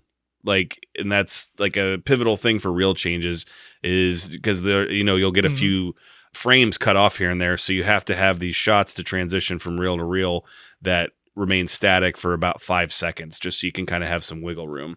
So for those of you who watch movies sometimes and wonder why, especially older movies, there's these shots that linger for about 5 to 6 seconds that seem unnecessary, that's almost assuredly when there would have been a real change in the film. So little trivia for you there. It's the kind of thing that Tim Burton and his editor thought about for, very meticulously. All the effort that they did not give to the story, the internal logic of the story, they gave to the transitions between reels. To me, the most memorable thing in this sequence is that we finally get a black character. There's the police chief. The police, they just incredibly sympathetic and empathetic police officer that shows up in this. Because I don't think that's maybe in small town America, that's how it works, where he just kind of sticks around for the rest of the movie. He kind of follows the perp. He makes sure this guy he arrested for armed robbery, I guess technically they could get him for with his knife hands. He's just like, you know what? This seems like a good kid. I'm going to tail him and just make sure he flies the straight and narrow. He's truly concerned. I mean, it's not even, again, going back to he subtlety. Tells him I couldn't sleep it all night thinking about you. He asks the other, I guess it's Edward's lawyer or the court doctor. I don't know. He's like, Doc, is he going to be okay? Oh, yeah. The doc runs down. He's like, He has no grasp on reality, but is he going to be okay? Oh yeah, he'll be fine. He's living with Diane Weist. He'll be fine. They're good people. So I'm curious to get the discussion about the police chief in the real talk in the second portion of the podcast. Can't really go into too much of my thoughts of it, and it'd be funny. So while he's stewing in the pen, as he's in the drunk tank, pretty much, and when he sees the next go around, when he sees Jim, like for the first time in the movie, Edward is starting to exhibit physical traits of anger, and it's starting to be apparent that it's coming through. Again, we mentioned the public opinion on him is turning. His approval rating is like at 25% right now, but then fake news. But then when it goes to 26, he'll tweet out a thank you. So the Christmas party rolls around, and I guess the implication or the inference is that the Boggs throw a big annual Christmas party this year. Everyone's not going to go because they're concerned about Edward's state. By now, Kathy Baker has started the rumors saying that she was almost raped by Edward. To be fair to that, as a viewer defending that idea, it's not her that we hear say it. It seems like with anything in that town, it's a nasty game of telephone because there is a shot later where she is on the phone with one of the cadre. Oh, damn it, you're right. Yeah, yep. and she goes like they have a teenage daughter and they're still letting him live there even after he did to me. So fuck her. Okay, you're right. So in preparation for the Christmas party, we get this incredible I don't even know if Alan Arkin knew he was being filmed. He's just putting Christmas decorations up and singing, what is it, These Three Kings, I think is what he's singing. And he's just crooning it. And again, not paying attention to anything that's going on, because this is the portion where like Anthony Michael Hall and Edward Scissorhands get in a fight. Yep. And he's just like slowly descending down the ladder. So anyway, obviously the most visual and memorable part of this scene is Edward, for the first time, creates an ice sculpture, and then doing so, because the way his blades work, it begins shaving the ice and creating the illusion of snow. And again, I want to believe this it happens in California, because fucking Winona Ryder acts like she's never. It's like she's been scouring the desert for 20 years and comes across a bottle of water. She's like, oh my god. So then she goes and starts, doing her little twirl under it, and this is where she falls in love with him, I guess. I mean, we have maybe 20 minutes left of the movie, and to be fair, the last time I saw snow, I felt the same way. You just fell in love with the dude. I stood in the middle of it and put my arms in the air and twirled around. Well, she doesn't fall in love with the snow, though. That's the problem. She falls in love with Johnny Depp. So touche. Does she fall in love with him because he created the snow? Or is this just somehow this opens her eyes? That's the problem. I guess underneath everything else, or superseding everything else, somehow, maybe it wasn't his intention at the time, but to me, Edward Scissorhands has this legacy of being this epic love story. And maybe it wasn't meant to be, but I can tell you for sure that it does not work as one right now, because there's nothing between these two. The closest I can come to is some sort of, I don't know, compassion/guilt that Winona Ryder might be feeling toward Edward Scissorhands. This has to completely come from a place of guilt. She got this guy arrested and thrown in the pen with God knows, who knows what kind of crimes are committed around there. Then again, I'm pretty sure nobody messed with the guy that had blades on his hands. I do love the idea, too, that their prison system locally is so dangerous that they can just afford to put this guy permanently armed with knives in the general holding tank. He'll be okay. Yeah, I guess that's the point. They're like, we should have gotten at least one shot of them sliding the ham sandwich under the jail cell and him trying to pick it up and fumbling through it. Yeah, it really, the only other significant interaction they have before this is kind of the scene that we alluded to earlier, when he tells her that he knew the entire time what was going on. He knew that they were breaking into Anthony Michael Hall's house, but that he played along and did it anyway because she asked him. So it really is on her. Yeah, so, and it's just that part of shame, Anthony Michael Hall was right, and you didn't believe him. But she tries to be like, well, I wanted to come back for you. He should have been like, well, tell that now I officially have a record, and the only thing on it is that I was arrested for breaking and entering. I don't even have a social security number. But So we get the snow sequence, and Anthony Michael Hall, Jim, is coming down the block, and he can see the love blooming, the sparks flying, because he like shouts at them to stop, and in startling Edward, he slices Kim's hand open. And so this causes Anthony Michael Hall to confront him, push him around, call him a freak, tell him he needs to get gone. Basically just get no one wants you type thing. All this happening under Alan Arkin's nose, basically. He's like literally like 15 feet from this happening and just still singing to himself Christmas carols. So Edward snaps. He just walks around. He goes on a rampage. Doesn't hurt anybody, but he cuts apart all the topiaries he had made. He goes to the religious zealot's house and shaves one of hers into like a devil head, a devil horn. So the cops are looking for him. So in this rampage, he finally settles down, calms down. A fucking adorable dog comes up next to him and kind of makes him, so his emotions subside. But then he hears the sirens and knows that he is in trouble. He doesn't know much, but he knows that much. Yes. If the Pope was coming, you need to get out of there. Having done time, he knows he doesn't want to go back. So he goes, as you do when you're scared and don't know what to do, he goes back home. At this point, everyone is left. Kevin's across the street at like the neighbor's house, and Diane Wiest and Alan Arkin have gone looking for Edward. So Kim is the only one there, and she apologizes for everything, and she asks him to hold her, and he says he doesn't know how. So he kind of walks away and does like the very pensive looking out the window, wondering what Christmas is all about. And she comes up and like shows him how to put his arms around her. Shows her what Christmas is all about. There you go. And then we get the emotional flashback to Vincent Price's, the inventor's death. And we find it was around Christmas time, and he had gotten hands for Edward that he was going to put on him. And why not? And of course, Perfect like right timing. before he's going to do it, he passes away. So he has like a heart attack, right? I think It looked like it, but he's holding the fake hands, or I guess the new hands, and as he has a heart attack, the hands fall into Edward's Scissorhands, and they just shred. Like it's like he made them of butter. It's like, you were gonna give him this? Do you think it was symbolic? In this movie, I couldn't tell. No.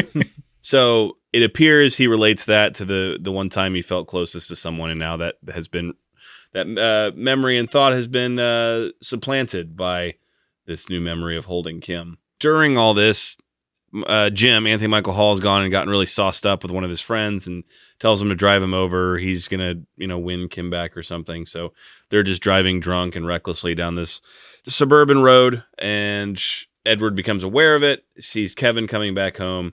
He goes and rescues Kevin, but in the process, he basically tackles him and then tries to check on him, make sure he's okay. So he starts just slicing up his face.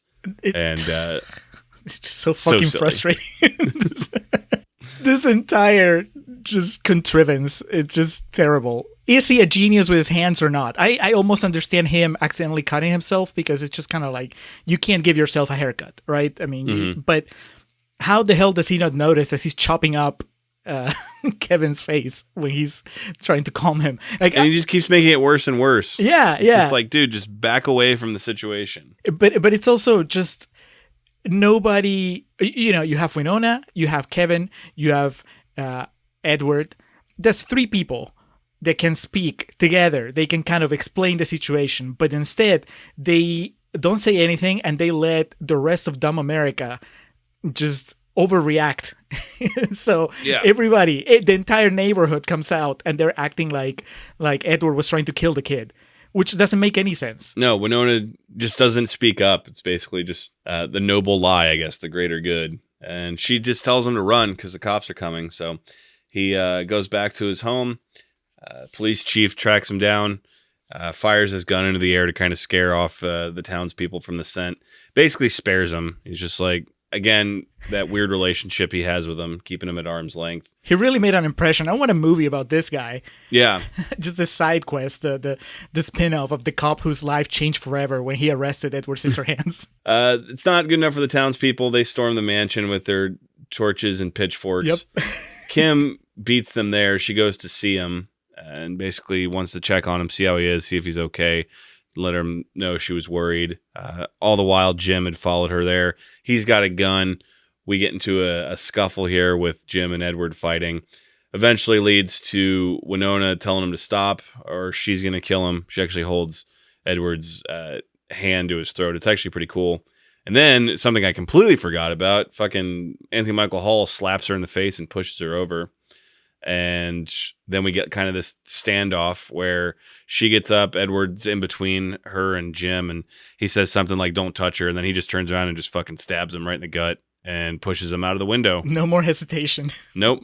So immediately Edward realizes that like this is it. He killed a guy. It's never going to be okay again for him to go anywhere. And so does Winona, because she comes up and she's like, I have to go, I have to stay type thing. They have the last exchange of dialogue between the two of them where she says, I love you. No, he says goodbye, and then she says, I love you, and then you get like the release of emotion from him. And they kiss, right? They kiss. She kisses him. Yeah. He doesn't react one way or another in the sense that not the way he reacted when Kathy Baker was straddling him. So yeah. Once again, the movie has very quickly just backed off from that aspect of his personality. So she goes down, she grabs one of the spare claws on her way down and just lets the townspeople know, yeah, he's dead, but he killed him too. They killed themselves in a fight. They're so stupid that they just buy it right away. Yeah. And then like they all just kind of leave and no one really...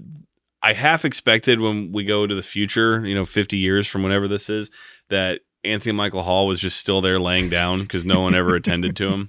So the townspeople are like, well, what do we do now? Let's go find it. Let's go see what else is on TV is pretty much what they do. Yeah.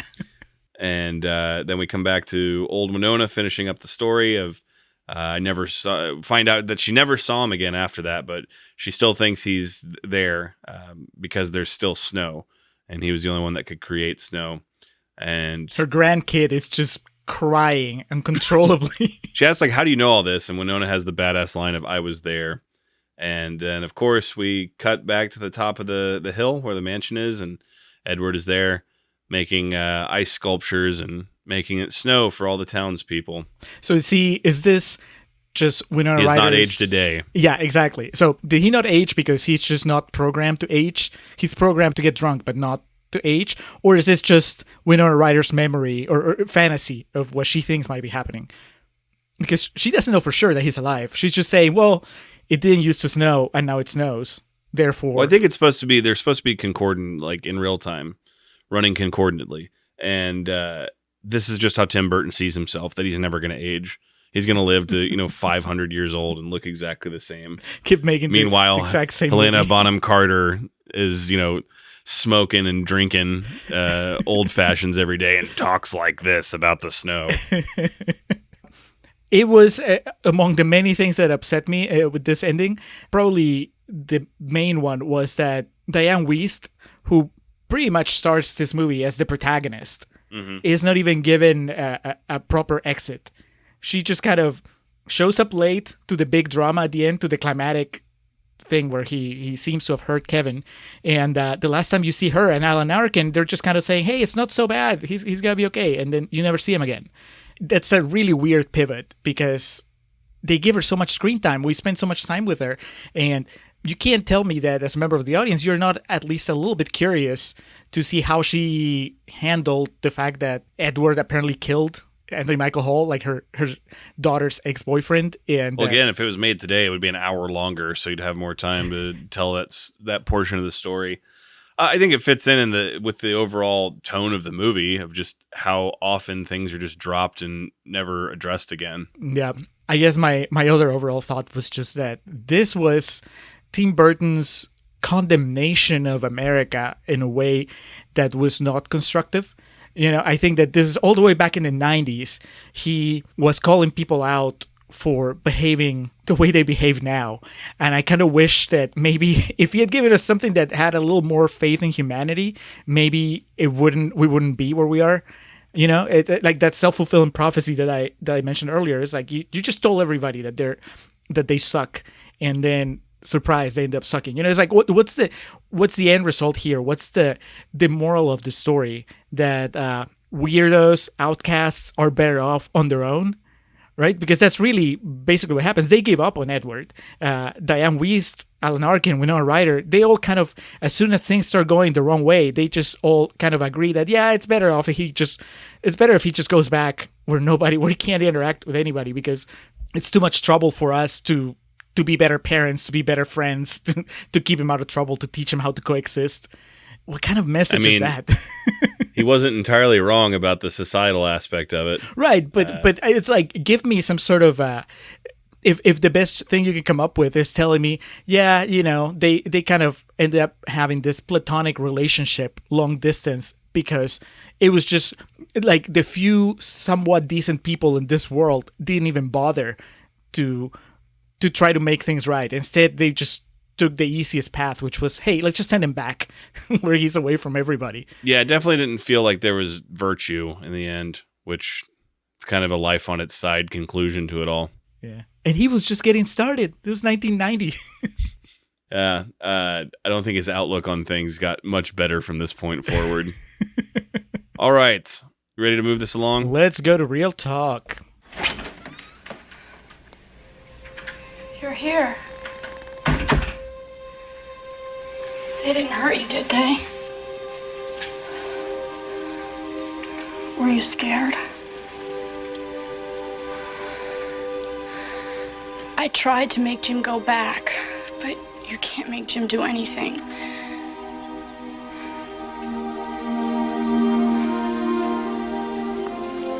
Thank you for not telling them that we... You're welcome. It must have been awful when they told you whose house it was. I knew it was Jim's house. You did? Yes. Well, then why'd you do it? Because you asked me to.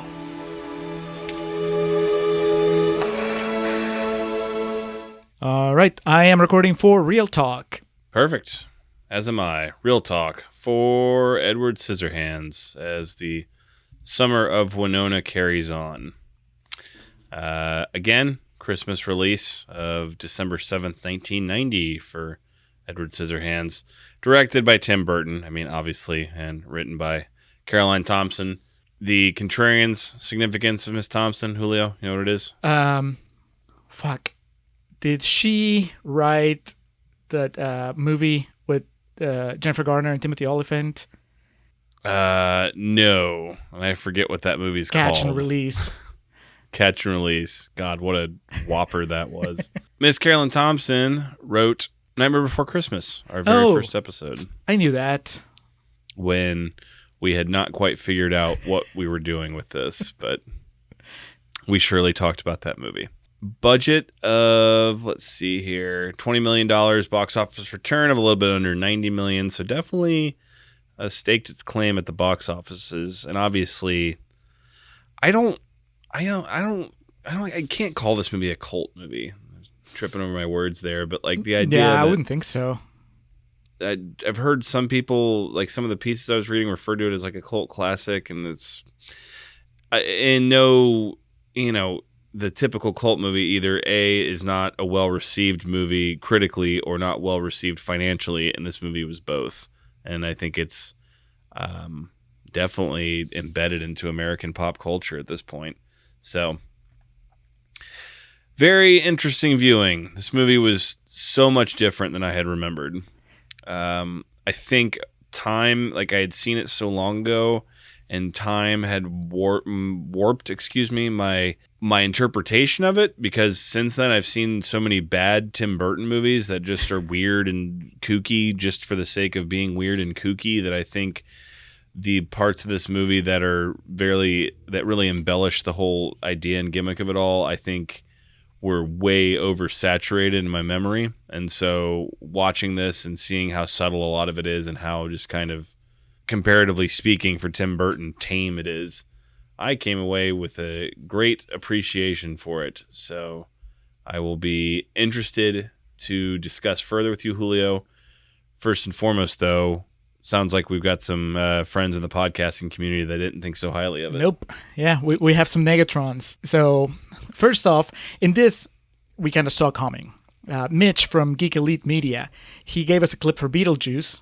And in that clip, he said that he usually doesn't like Tim Burton movies. So it makes sense that when he sends us a clip for Edward Scissorhands, it would be a negative one. 100%. This is Mitch from Geek Elite Media, And the thing that I'm going to have to say about Edward Scissorhands is probably going to take away my geek card, because I can't stand Tim Burton movies. Okay, now that I've gotten that out of the way, I wouldn't say I can't stand all of Tim Burton movies. I just can't stand about half of his movies. And Edward Scissorhands is definitely one of the ones that I can't stand. To me, Tim Burton is definitely one of the directors out there that goes more for style over substance, and it shows in Edward Scissorhands. Like, the beginning of that movie is so stylized that it takes away from the rest of the story. I know I've seen it many times as a child, and I know that it's one of those movies that came on like a premium cable channel like HBO many times over and over when it was new. So I've seen it. I just couldn't tell you very much about the other characters outside of Johnny Depp's Edward. That includes Winona Ryder. Winona Ryder doesn't have a very memorable character for me. She is a goal. She is a achievement. She is a prize for Edward to win, and unfortunately it's against Anthony Michael Hall. It's just not a movie that I care for, and Winona Ryder unfortunately is not showcased well in the movie. A lot to argue against there. But I also see where he's coming from in some of those points. So I'm looking forward to refuting at least some of it. Next, we're going to go with Billy from We Watch a Thing. We've had 2 clips from Topher in past episodes of The Summer of Winona. This is Billy's first incursion. And who, I in my mind, Billy's one of those people that, he tends to be pretty positive about most of the things that he watches. So when he told me that he was negative on Edward Scissorhands, it was pretty shocking. Julio, Alex, it's Billy here from We Watched a Thing. I hope that you're having fun on your journey through Winona's filmography. I personally can't say that I would. One that I certainly would not enjoy is Edward Scissorhands. Now, I haven't seen this movie since I must have been 9 or 10 years old. And this movie was so awful that it ruined pizza and ribs for me. We used to have this amazing pizza and ribs place in our town. And I remember we got it the night that I watched Edward Scissorhands, and I cried so hard, harder than I ever have in my whole life, except for maybe when I watched Up. And I cried so hard that to this day, if I put a rib in my mouth, I start to cry just because it makes me think of Edward Scissorhands. And that's just not fair. That's not the kind of movie that you want to see. There's nothing good about that.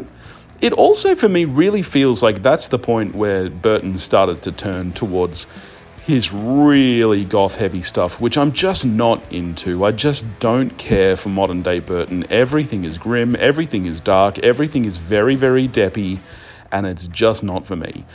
So I hope you guys enjoy it more than I do, and hopefully you won't cry as much, and hopefully you'll still be able to enjoy the taste of a beautiful rib. And I love you guys very much. Peace out. This movie is definitely very, very Deppy, but I can't imagine. I'm not even like the biggest Rip fan, but I can't imagine any Tim Burton movie putting me off any sort of food. I still have a hard time eating watermelon because I was eating watermelon when I watched Cannibal Holocaust. Bit of a different reason. I didn't start crying or anything, but yeah. Did you cry with this one? No, I know this is like a movie that, and I'm a fairly emotional guy. It's a movie that's a lot of people, tears at the end. No, I'd be way more inclined to, I don't know. I think I potentially got more emotional about Beetlejuice. That's a much heavier thing, though, talking about death, dealing with and accepting death and whatnot. Yeah. We have one more here, like we did with Dracula. It's John and Harry from Beyond the Box Set. Once again, John is just questioning Harry's opinion. So, Harry, what did you think of Edward Scissorhands? Yeah. Just meh? Yeah. Probably would have been better if I'd have watched it as a child, as opposed to watch it for the first time as an adult. I think that's probably true of a lot of Tim Burton stuff. I think it needs to hit you at the right time for it to work. I mean, I watched it after the point where everybody got sick of Johnny Depp. Yeah, that doesn't help. And it's a very Johnny Depp role. Oh, so, absolutely. Quintessential in many ways. Yeah, it's kind of hard to get past it when you don't like Johnny Depp anymore. Although, definitely worth it for Winona Ryder's old lady voice. Oh yeah, that was great. I'm 92 years young. Great. Fantastic. Classic Winona. Yeah, very good. All right. So, I don't know if you can just blame it, or in Harry's case, if you can blame it as, oh, I didn't watch it when I was a kid, because clearly both Billy and Mitch watched it when they were kids, and it still kind of ruined it for them. So I watched it as a kid too, and it obviously my perception of it was warped until I rewatched it today. In my 30s, and it definitely changed my level of appreciation and adoration for it. I do agree with what he said, though. With Tim Burton, he's definitely one of those directors. For some of his stuff to work, it has to hit you at the right time. For some of his movies, I don't think there ever was a right time for them to hit me, but it could be. Like Batman Returns. Batman Returns is a prime example. I loved that when I was a kid, and I rewatched as an adult. I'm like, this makes no fucking sense. God, Alex, what the hell? I mean, his first Batman rules. His first, it'd probably go that if we rank the Batman movies, the Tim Burton '89 Batman would be probably number 3 for me. So you're talking about every Batman movie ever made. Mm-hmm. So it's above Dark Knight Rises. Yes, it goes Mask of Phantasm, Dark Knight, '89 Batman. Case closed. that's roll the credits. Wrong of many levels, but Anyway, but I definitely agree with that line that his stuff has to. I mean, I know that's the same for all art, but some of the more extreme and divisive artists, some of their stuff is best suited to hit you at certain portions of your life. And I think definitely with the political and climate of everything right now, this movie definitely it allowed me to watch it through lenses. And politically, I'm not just speaking of it is the Summer of Winona. I'm speaking of all the pain and just disappointment that the world, particularly the United States of America, are currently exuding. And I think this movie was a really good, and it was analogous to what we're looking at right now. I know this isn't the whole idea of this movie is not something that's exclusive to one period of time ever. It's just an accurate commentary on society, but I think right now it definitely offers a new spin on things. And so I found myself taking away a lot more from it in that aspect than I expected to. And also just some of the performances are a lot better than I remember. I mean, Diane Wiest, come on. I know I've said before that's my favorite actress of all time, but knocks it out of the park. Alan Arkin being so disconnected from it all, obviously intentionally, right. But that's he's hilarious. Yeah, it's Johnny Depp being something that he would almost to a fault lean into too hard, but there's a reason like expressions like you can't top the original that exist and things like that because and then there's a reason he was able to lean on that for 30 years and counting because he was so good in it here, and it was because so many people wanted to see him recreate Edward Scissorhands again. So watching it now again, I took away things. I was fearful that the things my mind was going to like focus on and zone in on would have been Johnny Depp's performance, but I've seen Pirates of the Caribbean. This is tame compared to some of the stuff he would later do. So it's, to me, that's not really much of a distraction. It's a fine movie. Have you seen the Tim Burton's Willy Wonka? If I remember correctly, I started it and just was like, no, and stopped. That is super Deppy. I just remember that one, and I don't hate it. My super controversial opinion is that I actually prefer that to the original. But Alex's face right now, dear listeners, clearly a discussion for another episode. But even then, I could tell you that Johnny Depp's performance is so out there that yes, by comparison, what he's doing here in Edward Scissorhands, it's very quirky and it's very weird, but really what shines the most is, I think, the heart in it. I mean, it's a Johnny Depp vehicle. It's a Summer of Winona, but this is one of those movies where she's just second fiddle. I mean, yeah, don't get it twisted. It's definitely a Johnny Depp movie that's directed by Tim Burton. It checks those boxes for sure. But at the end of the day, like, that idea has a negative connotation in some circles of film fans and critics now, but that's because it kind of got played out. It didn't always have that, and the reason they went back to that well so many times is because this was such a rousing success.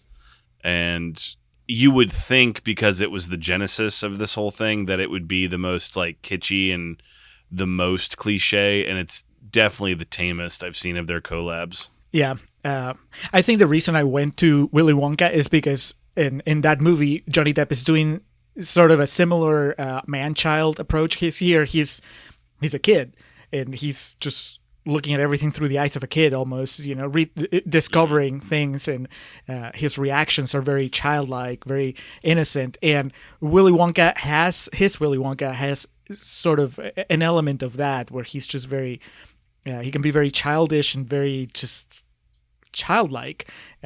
Doesn't work as well. So that, I don't know if you're speaking to this, but according to Tim Burton, that was the entire idea of the aesthetic of this movie. You're supposed to be like, we're watching this as an audience through Edward's eyes. That's why the colors are so vibrant and like the outfits are so over the top, because it is like a child seeing all these things for the first time. So that's pretty cool. Yeah. No, I was more thinking of just his performance, not so much like what we're seeing from his point of view, but more about his reaction to things when we see him, just the way his facial expressions and his mannerisms and his cadence. It's just like he's a kid. So I think it works really well. Certainly, like I said, better than it does later, years later in Willy Wonka. And then, I'm sure he has other roles where he's kind of been in this ballpark, but this might be the ultimate performance of Johnny Depp as a man-child that works. So I know it's the summer Winona. Let's save her for the end, because she's pulling the Judi Dench in Shakespeare in Love. She's on screen for like 4 minutes and got the Oscar nomination for it. So let's save her for the feature portion of it. We were kind of trailing there at the end of Contrarians Corner. You kind of brought up one of the things that is hard to say about this movie is it hits the nail on the head about the mob mentality and the societal way America, obviously white people specifically, have become against people that are different than them and things they don't understand. The difficulty of the movie is I'm not entirely sure what it says is the right way for that. Because like you said, in the end, Edward just has to go back up to his castle and live there forever. Which fucking sucks. Yep. He's cast out for being different, and that's a really sad story to tell. I mean, I know they do it in a way that leaves you with hope, but I guess I didn't know what to take away from that. That was what it really says. I was on that same spot as you when even though I knew how it ended. I think this is the first time that I've had to like really think about the ending, and I mean, you're right. I think that the very specific circumstances in which we're watching this movie, with all the turmoil surrounding us, I think it made the mob mentality aspect of it hit even harder. Therefore, I wanted something a little more decisive at the end, something a little more...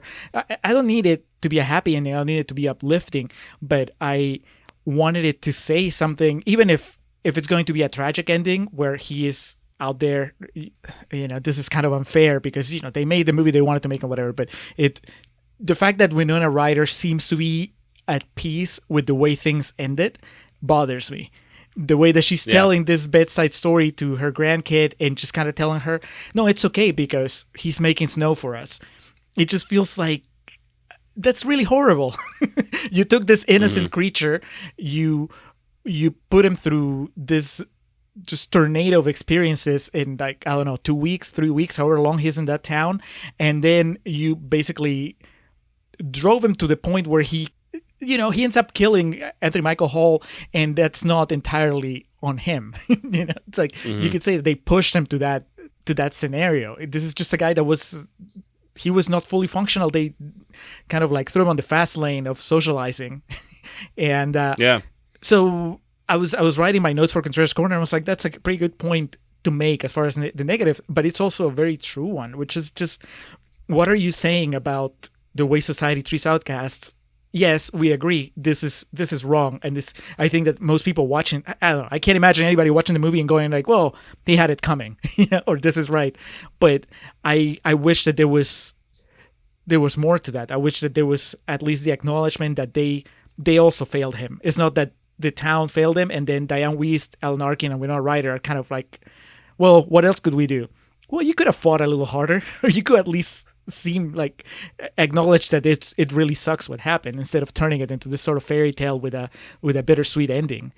Is that me asking too much of something that is very much a fairy tale, that's very much said as a fairy tale? I mean, now that we're in real talk, I can go with the weird logic or lack of logic in the storytelling. I can go because the visuals are really strong, and I think the emotional undercurrent is strong enough that you just barrel through all the plot holes, because what matters is just the emotion.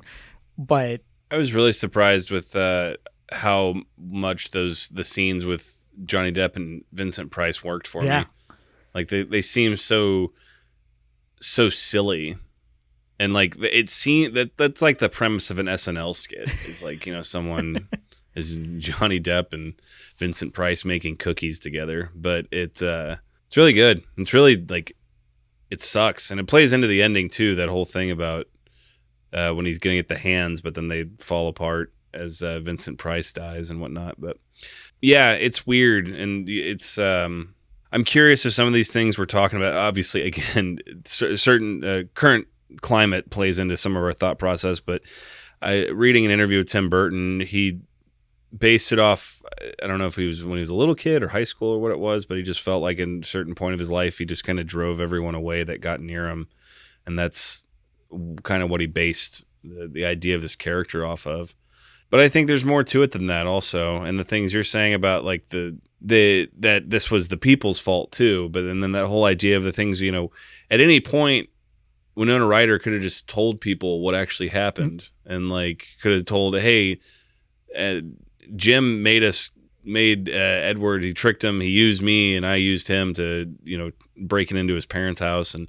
But it's that whole thing too of even right now we see it. If someone's different, people are going to see what they want to see and, jump to their own conclusions about things. And it sucks. It's obviously a movie that is supposed to be a fantasy and a fairy tale, but you're exactly right. In the end, I'd use the word valor and virtue earlier, and those are the kind of things I wish we could get from it. Obviously, that also artistically makes it more beautiful, that it's not perfect, that there's still, in the end, there's this longing, but I would have liked a better bow on it, just given everything right now, because I hate the idea of some things are just going to be this way forever. But even if the movie was to say that, that's fine. But then let's acknowledge that's what you're saying, because that's my main problem. That when you bookend it with an old Winona Ryder using this as a bedtime story, it seems like, oh, this is sad, but it's okay because I know that he's still there, and because we get snow now. Yeah, it's such a weird thing. Just if you're gonna break the harsh realities of life to your grandkid, then just go all the way. Don't puss out at the very end and make it sound like it's okay that all this happened, or at least that it's not so bad. Especially because the critique to the society is just so strong throughout the movie.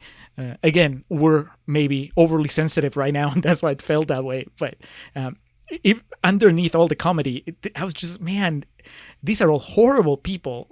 Every single person that shows up to that barbecue, even the guy that at some point the guy that's a veteran, and he's like, oh, it's not a handicap, because I got hurt when I was in Vietnam or whatever, and he taps his leg, and you're like, all right, this guy gets it. And then later in the movie, he is calls him a cripple. Yeah, he calls him a cripple. He's asking Kevin, to let him know when they put him away. I mean, it's like nobody. The moment that one person turns, everybody turns, and it's like, yep. I mean, I see it happen in real time, all the time here, and so. It was just, it was very easy to just be disgusted by it. I mean, I think that you're meant to, but at the same time, maybe young Tim Burton and young Caroline Thompson, they were not really anticipating maybe such a strong reaction from somebody like me. It was just like, no, it is just supposed to be funny, and we're poking fun at the hypocrisy of the average, I don't know, American suburban community. I don't think they anticipated things being so violently accurate 30 years later. So, and the other thing that appealing specifically to certain circumstances, and this may just be due to where my head's at right now, way over analyzing it, but I did think there was something. If Tim Burton was here, the one question I wanted to ask him was the idea of the black cop being understanding and helpful with Edward because he was black and understood what it was like to be an outlier. Yep. I would have to think it would be because he's the only black character in the movie. Either that, or it could be, I know at least early Tim Burton. I honestly never gone through his filmography where I analyze it, but I know he's one of those filmmakers that get criticized for not having much in the way of diversity on his movies. It could be that it was written this way. It could be that he made that decision. It could be that the person that was in charge of the casting kind of had that genius idea. He saw a character, the one character that actually is sympathetic in a sincere way towards Edward. He's like, hey, what if we cast a black person? He could be the one black person in the movie. I don't know. But whoever had that idea, I would like to think it wasn't an accident. I mean, I think that it makes sense that it feels like that's somebody's idea, even if it wasn't Burton's. Yeah. I said outlier. I should have said treated like an outlier. But yeah, and it's a very subtle thing. It's not Green Book. It doesn't beat you over the head with the whole idea of it all. It's very subtle and a really touching idea. And again, it's sad that things of that nature are so much, more prolific, not more prolific, but aggressive and in this time. And the actor who played the police chief, what was his name? Dick Anthony Williams, I believe. Really good. I don't think there was any performance by an actor or actress in this movie that was lacking. I think everyone hit the nail on the head for what was required or what was asked for their character. Now, I remember being a kid, and the rumor always was that Michael Jackson was supposed to be Edward Scissorhands. Like that was too much. That's that's a no from me. I don't know if there's any truth to it. I just remember that was like, the schoolyard discussion back in the day. And that was always one of those like, urban legends. If you play it backwards, you find out that it's actually Michael Jackson in it. I don't see it. Well, I mean, I guess we keep going back to Willy Wonka because that's his performance, Depp's performance in that movie is either rumored or 100% confirmed that it was based on Michael Jackson, and you can kind of see the similarities. But in this case, I don't remember what it was like, what the public persona of Michael Jackson was in 1990. But I think that he would have brought too much baggage to the character to begin with. That's my gut reaction. I don't personally think it was ever true. I just think it was 1990. He might have been too busy making the Michael Jackson's Moonwalker video game to really do much of anything in the way of major motion pictures. According to my research, Tom Cruise, Jim Carrey, and Robert Downey Jr. were all at one point considered for the role of Edward Scissorhands. Jim Carrey would have made this movie completely different. Yep. I mean, each of those picks. And Tom Cruise, yeah, would be ridiculous.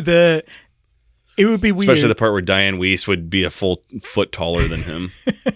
Or also just the running joke of every single woman in the neighborhood having the hots for him. It would be undermined if you have Tom Cruise. That's very true. Winona Ryder dropped out of The Godfather 3 to appear in this film. I know we had previously spoken about her dropping out of that, but apparently this was the one that got the rug pulled out. Really? Wow. I guess the timeline makes sense, but I just thought that was later in her career. I mean, probably a good call. I believe it was Ashley, one of our clips sent in referenced Nick Carter of Backstreet Boys fame being in the movie, and that's actually true. He has an uncredited role. Oh, really? In the very beginning. Oh, yeah. I thought that she was just making fun of Anthony Michael Hall. Oh, no. Nick Carter was like a little child here. He's playing on a slip and slide in the neighborhood at the beginning of the movie. My favorite thing going through the IMDb trivia section is, sometimes you read these things that like blow your fucking mind. And then for this one, it was like, Edward's hair is based off Robert Smith of The Cure. And it's like, what? Who thought it necessary to even put that in there? Well, I'm glad that somebody actually put it in print, because otherwise I would have thought that it was either that or Tim Burton's own hairdo. It could be that Tim Burton's is inspired also by the guy from The Cure. They just did like the mirror gag from The Parent Trap, like Tim Burton and Johnny Depp when he was in full costume. They went up side by side. Again, it's Deppisms. It's the depth of the sea here with Johnny Depp, and I think comedically it hits its notes. That whole part where he does just kind of throw in that like the non sequitur of, and then she took all her clothes off, like that made me laugh. And Alan Arkin's great, and it's way more fascinating than I remembered it being. And I understand it's really easy to lump in all these Johnny Depp and Tim Burton movies, and in a lot of cases Johnny Depp movies in general, people lump them all together, and that's kind of understandably so. But I guarantee this is a way more interesting one, and there's a lot more to discuss from it than 80% of the other ones that are out there. And Johnny Depp movies just in general. I mean, he's a great actor, but he made The Tourist. He definitely fell into his comfort zone. I was wondering honestly if we were going to be able to go the entire podcast without bringing up The Tourist. Man, I thought I was being so clever. I had him running through my head. I was like, which shitty Johnny Depp movie can I throw out there? And I mean, it doesn't get shittier than Nailed The it. Tourist. No, it does not. You nailed it with that one. So, yeah, I mean, I think I've said my piece on the movie, and the other thing I did want to call out in terms of complimenting it was the Danny Elfman score. This movie wouldn't have been nearly as impactful, or wouldn't hit as hard had it not been for Elfman's score. Yeah, it doesn't overpower the movie. It works so well. We made fun of it in Contrarians Corner, but really I think that he just works so well with Tim Burton's sensibilities. Again, we mocked it in Contrarians Corner, but I actually appreciate the consistency. It's just, it's a Tim Burton movie with a Danny Elfman score, and it's very clear from like the first second, and it's fucking Nolan and Hans Zimmer. It's like that same thing. Yeah. There's just like they're in sync, and I don't know if the production design person is also the same, if he's kept it, but from the opening credits, all that stuff, I wrote it on my Contrarians Corner notes. I said this is production design porn, and I made it as a joke, but it really is. It's a cool thing. It's one of the reasons that you can buy into the movie is because the visuals are so fascinating, and I think that they very quickly established that you're not in the real world, in the sense that leave your critical thinking of plot as it is at the door, and just kind of let me take you on this ride, and I'll tell you the rules as we go. And I think that starts very early on with the music, with the way that things look, and of course the performances. It's all it's good Tim Burton. Yeah, and just down, I brought it up in Contrarians Corner, but it's serious. Little details. If you're gonna try to pull off something like this and be successful, you have to have every base covered, and just having the difference of the custom 20th Century Fox signature at the beginning. I know it seems really small and minute, but like that's so critical from second number one of the movie. You're in for something different, and that here's your guide to take you through it. So that brings us to obviously the matriarch of the Summer of Winona, Miss Winona Ryder. Again, talking about things that I didn't remember from this movie. She really is not in it that much. Like she has like the most important scenes, but the real female lead of the movie is Diane Wiest. Until they just, I guess, sidetrack her in the climax. Yeah, Alan Arkin's just like, fuck this, we're going home. Basically.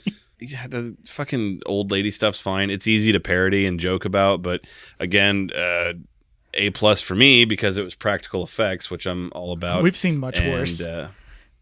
We've seen J. Edgar. Yeah. I think I called out J. Edgar in Contrarians Corner, and it's just, to me, the bottom of the barrel when it comes to old people makeup. And between the opening clip, like the bookmarked clips, I think it's maybe 5 minutes total. So it's not like it's there long enough to like really start getting tired of and, saying stop. Yeah.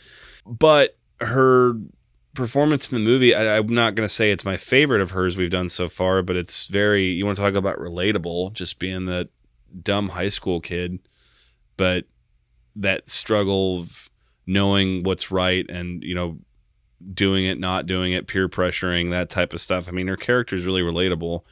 I mean, in the end, yeah, it's really, it is a fairy tale, and it's really silly that she kisses him and says, "I love you." It's like you guys have known each other for like 2 weeks. It's like me with wrestling. It's like, "I love you," and then someone's like, it's fucking fake, right? It's like with Johnny Depp, it's like, he's not a real human, right? All right. I took it. I made my peace with it by recontextualizing the love. It's not that she says, "I am in love with you." She's saying, "I love you." I felt this time, finally, I felt that she was just saying, "I appreciate you. I see you." I know that right now everything is shitty. Every single person that you trusted that acted like they liked you, they just turn on you, but I love you. And I thought it was really sweet. I didn't see it as a romantic gesture. I just saw it as a very human moment. And I accept you. Yeah. So that was, I tell my cats I love them all the time. It doesn't mean I want to marry them. It just means that, I'm telling them that I love them. So I thought, actually, I'm curious. What was your memory of Winona Ryder's performance in this movie? What did you think it was like? Because I remember in past episodes, you mentioned something about how, like, in your mind, Winona Ryder and Edward Scissorhands was an example of what you don't like of Winona Ryder. But I don't think that's the case now that you've seen it again. So do you remember what you were thinking of? No, I feel like I just, I think now Reality Bites would be what I think of when I think of overtly stereotypical Winona Ryder. The really like, because I don't know where I got it from with this movie. I guess I likely just, she's one of those actresses that I just basically composited all of her performances together and then just kind of picked and chose what I wanted to elsewhere. But yeah, for this, I thought it was way more that Winona were like drawing out specifically vowels in words and, very airy and breathy speech. And a lot of those like standing at an angle, like with your head tilted and like looking like with the how dare you type look. So yeah, I don't know where that came from. I guess that's the your memory can play tricks on you or convince you of things, because it's not, if I was like doing sketch comedy and I was going to do like my Winona Ryder impression, I would not base it off of this. Right. But that's always what I thought. I thought this was like what SNL and people like that would base their impression of her off of, but it's not. It's really inconsequential, like in the overall. It's just a good polished performance and has a couple like high points, but it's not. It's remarkably unremarkable, and it's funny that for whatever reason my brain had built up this weird stereotype about it. I think that I mean, no, I have no idea also what was going. Obviously, there's no way for me to know what was going through your head, but I also haven't seen this movie in a while, and to me, I always thought of it as a romance. I think part of the marketing sells it to you as a romance too. I mean, oh yeah, the fucking yeah, poster. exactly. Where she's hugging him from behind, and I watched like a couple of the TV spots on the DVD, and it's just like this. They're pushing it as this love story, and it's not really that. But when you have it in your head that that's what it is, and then you remember kind of the iconic things, her saying "I love you" and her sort of twirling under the snow, it gives you an idea of her character that's not really the character that's in the movie, because like you said, the character is not really in the movie that much. And this might be the least. I'll have to go through our summer, but I think so far the more she's done with the least amount of material, and that's not like a bad thing. I'm not saying that the character is badly written, but it's just that she doesn't have much to do beyond being like actually, like Mitch called out, like she's there mostly for Johnny Depp to have somebody to focus on for most of the runtime. But then we come back to something that I've mentioned in past episodes. Whenever I point out that sometimes her role in the movie is just not just based on aesthetics, but also based on kind of the aura that she projects. She can be kind of the heart of the movie, so to speak. Mm-hmm. And it's not just the way she looks, but just, people, sometimes they project a certain personality. They project a certain, aura. And I think that she has that. I think that given what the movie gives her, there are many actresses that I don't think would have been able to pull off the emotional moments because there's so little to build on. And yet, it's emotional when you see her dancing in slow motion. It's not just that it's a beautiful thing to look at, but even though there is no logical reason why you should feel this way, you kind of feel like, oh, she's had a breakthrough and she's looking at life in a way that she hadn't before. And it's like the movie never really built to that. Like you said, we've been focused on Diane Wiest. She's been kind of on the back burner. So you need not every actress, not every actor can pull that kind of stuff. And I think that she does. So I think that has does something that she has going for her. But of course, how do you get to that? It's like the Tim Burton after Beetlejuice, he cast her because he knew that she can pull off that kind of stuff. When Caroline Thompson is writing the movie, does she know that they're going to get an actress that can pull that kind of stuff? So she underwrites the character because she knows that, Winona Ryder or whoever they cast can pull it off. I don't know. But I find that just very interesting. I mean, I love the moment that she gets, but yeah, I mean, it's not, if I had to describe her character, there's not really much I can say. I had more to say about her android in Alien Resurrection. Here it's just like, I don't even know why I can assume that she's dating Anthony Michael Hall because he's the jock or whatever. I was about to say, you could psychoanalyze the Jim character way more than the Kim character. There's like a lot more complexity to that character, which now that I'm thinking about it makes perfect sense. And she's just simple and pure. Mm-hmm. And that's probably why Edward is so attracted to her, because he's like surrounded by all this chaos and vibrance. And she's just like this calm in the storm, so to speak, which, like you said, you hope that it works out when you put together something like this, especially like a movie, and you don't know, you can put a car engine together and know it's going to work out. But for something like this, and like you said, the writing and what you envision in your mind, you hope that it works out. And in situations like this, when it does, it's pretty unparalleled. While you were talking about the marketing being towards a romance movie, which I agree with you is not necessarily the case, Winona, we might have to go back through the marketing materials of the other movies after we discovered this thing with the dilemma, mismarketing the movie. Because now I'm looking at the poster for Edward Scissorhands, and the tagline is, "Innocence is what he knows, beauty is what she sees." Oh, fuck. That has nothing to do with the movie nor any of their interactions. Man, I can't wait to see the international posters for Lost Souls. Sell it as this wacky romantic comedy between her and Ben Chaplin. Yeah, I was about to say, God, the trailer for this, it's probably just cut all the scenes of them like interacting together while Avril Lavigne's Complicated plays in the background. Coming into this, I didn't dislike it, and I thought coming in that my opinion of it was that it was really overrated, and I am pleased to say that I was wrong for feeling that way for whatever reason I did. Coming away from this, I think there are some issues, like we talked about, where things just get dropped and then the movie just moves on, but it happens enough times to where I think that's just part of the movie, is Tim Burton's just like, all right, we're done with this and going here. That all being said, there are still some things I wish were a little bit different to appeal to me personally, so I will give it a B+. I'll give it a solid 4 stars. Even if I just put aside my today's dissatisfaction with the way that things wrap up, I need a scene with Diane Wiest at least. I need some sort of just wrap that up. Give me 5 minutes, 2 minutes, or something with her where I at least see her staring at the mansion next time she drives by or something.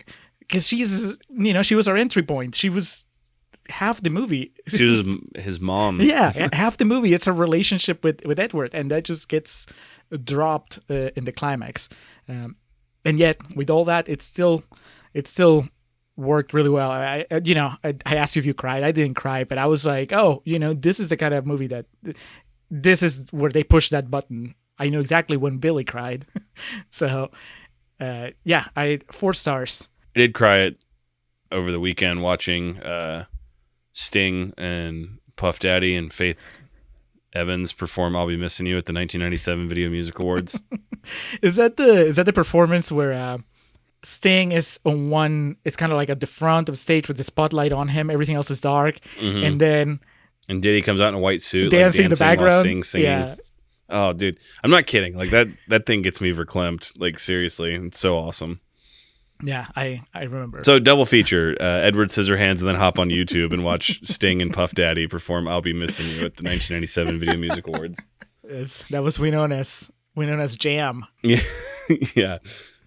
That was on her playlist. No, shit, I was gonna say that was on her playlist when she was getting in costume for Alien Resurrection, but would have been the wrong time period. You got anything left to say on the matter? No. I think we figured it out, Alex. It is a good movie. We did. It is. We did. We stumbled through it and discovered some things. That's my favorite episodes like this, is where we figure out things while we're recording. Or there's just moments where you'll say something and I'll be like, oh, yeah, that's right. Okay, so moving on to plugs to close out the episode. Of course, our perennial evergreen plugs. The Festive Years provide our opening and closing tracks, as well as some supplemental music in the summer of Winona. Head over to thefestiveyears.com for any and all Festive Years needs. Our friend, fellow podcaster, Hansworth Geezer, he did our logo. He does lots of things. Find out about them at his website, mildemonios.pe. That's MILDEMONIOS. You can also reach out to him on Twitter at mildemonios. You can also email him, mildemonios@hotmail.com. If you want logos, if you want comics, if you want to check out his zombie novels, if you want to talk to him about his 3 podcasts, he has Nación Combi, which is about Peruvian current affairs, and Marginal, which is about Peruvian economy. What? Those 2 are in Spanish. You can find him on any podcatcher. He also has a podcast in English called Living in Peru, about Peruvian immigrants, immigrants to Peru. That's on iVox. He actually had a request for a movie, and I told him that we'll do it probably sometime in November or so.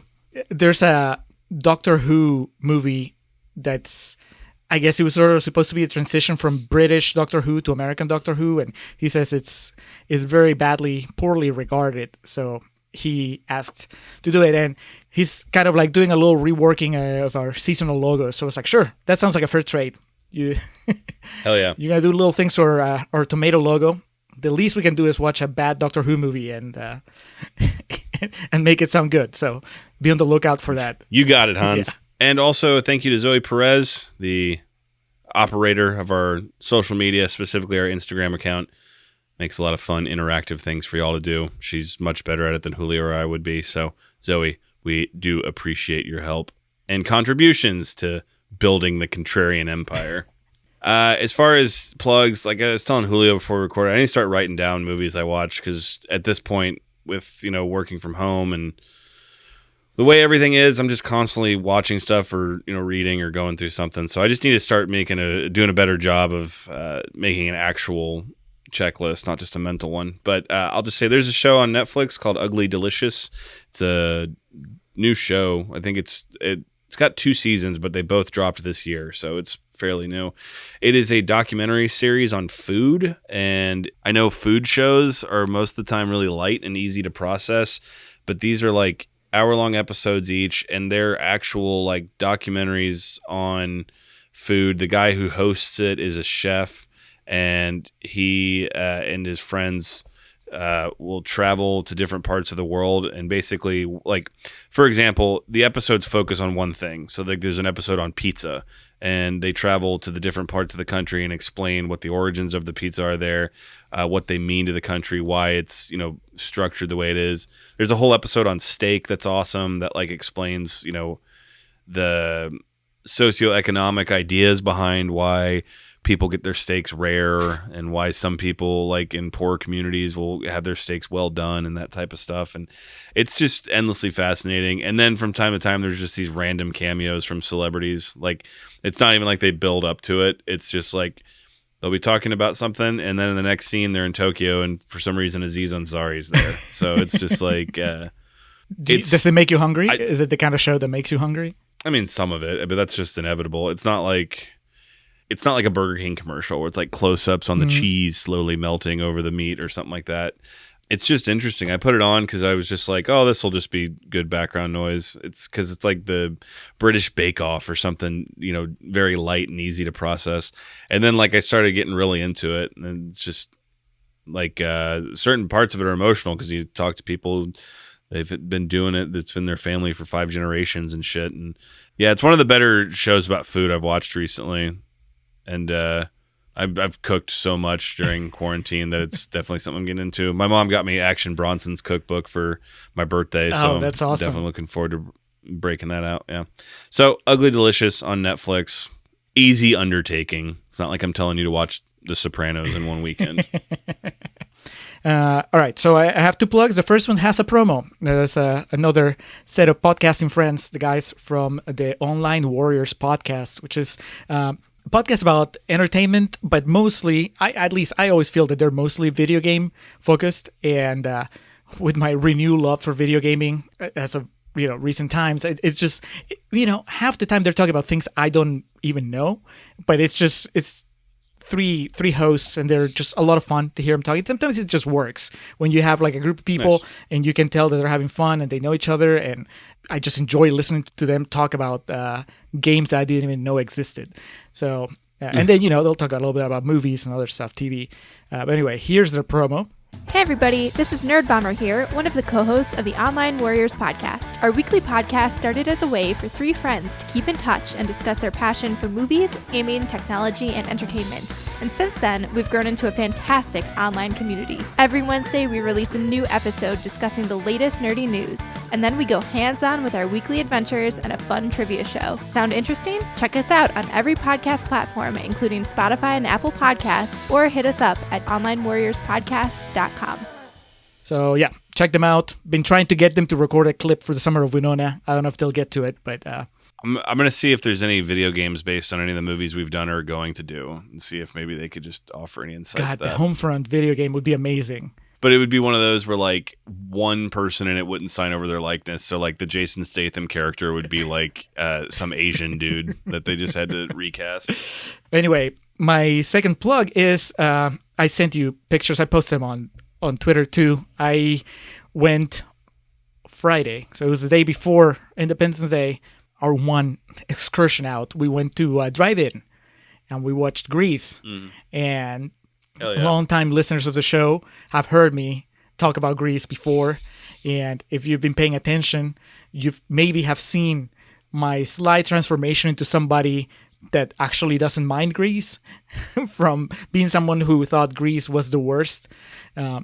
Throughout the Summer of Travolta, the fact that Alex loves the movie, the fact that my wife loves the movie, and just me repeatedly having to watch it for one reason or another, it became something that I tolerated. And I think that with this final experience at the drive-in, it's become something that I actively enjoy. Again, talk about our current circumstances affecting how we process entertainment. I know a lot of it was just the fact that we were out sort of like at the movies, we were not in danger of anything. We're not endangering anyone. We're inside our car. But, I had a soda. I have popcorn. I had a big screen with John Travolta singing and dancing. And it was awesome. And, I spotted the green shirt extra that we that we love to point out. The guy that just went for it every scene that he was in. He knew it was a shot. Yeah, it was a lot of fun. I guess I just feel like it's my duty to call out this next step on the evolution of my relationship with that movie, since it's been documented thoroughly throughout the lifespan of this podcast. I appreciate that. So it's not just a plug for Grease, the kind of movie that I guess wears you out and eventually just teaches you to love it.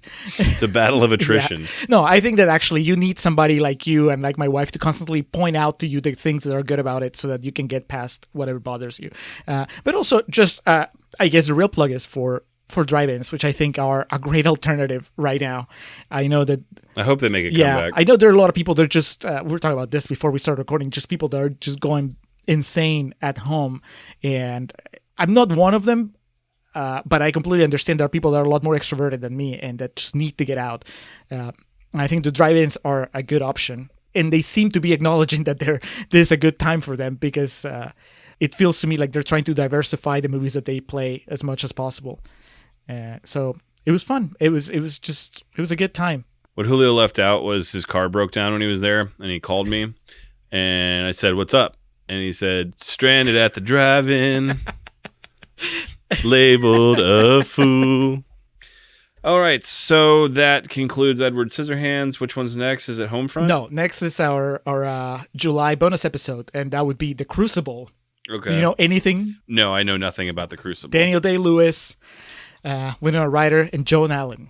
Joan Allen making her triumphant return to the Contrarians. 68% on Rotten Tomatoes, so we'll see. Yeah. All right, well, Daniel Day-Lewis making his Contrarians debut coming up. That's going to be a hell of a feat, or a hell of a milestone, I should say. But for now, that does do it for Edward Scissorhands, and that does do it for the Contrarians, where we're right and you're wrong, and we will catch you next time.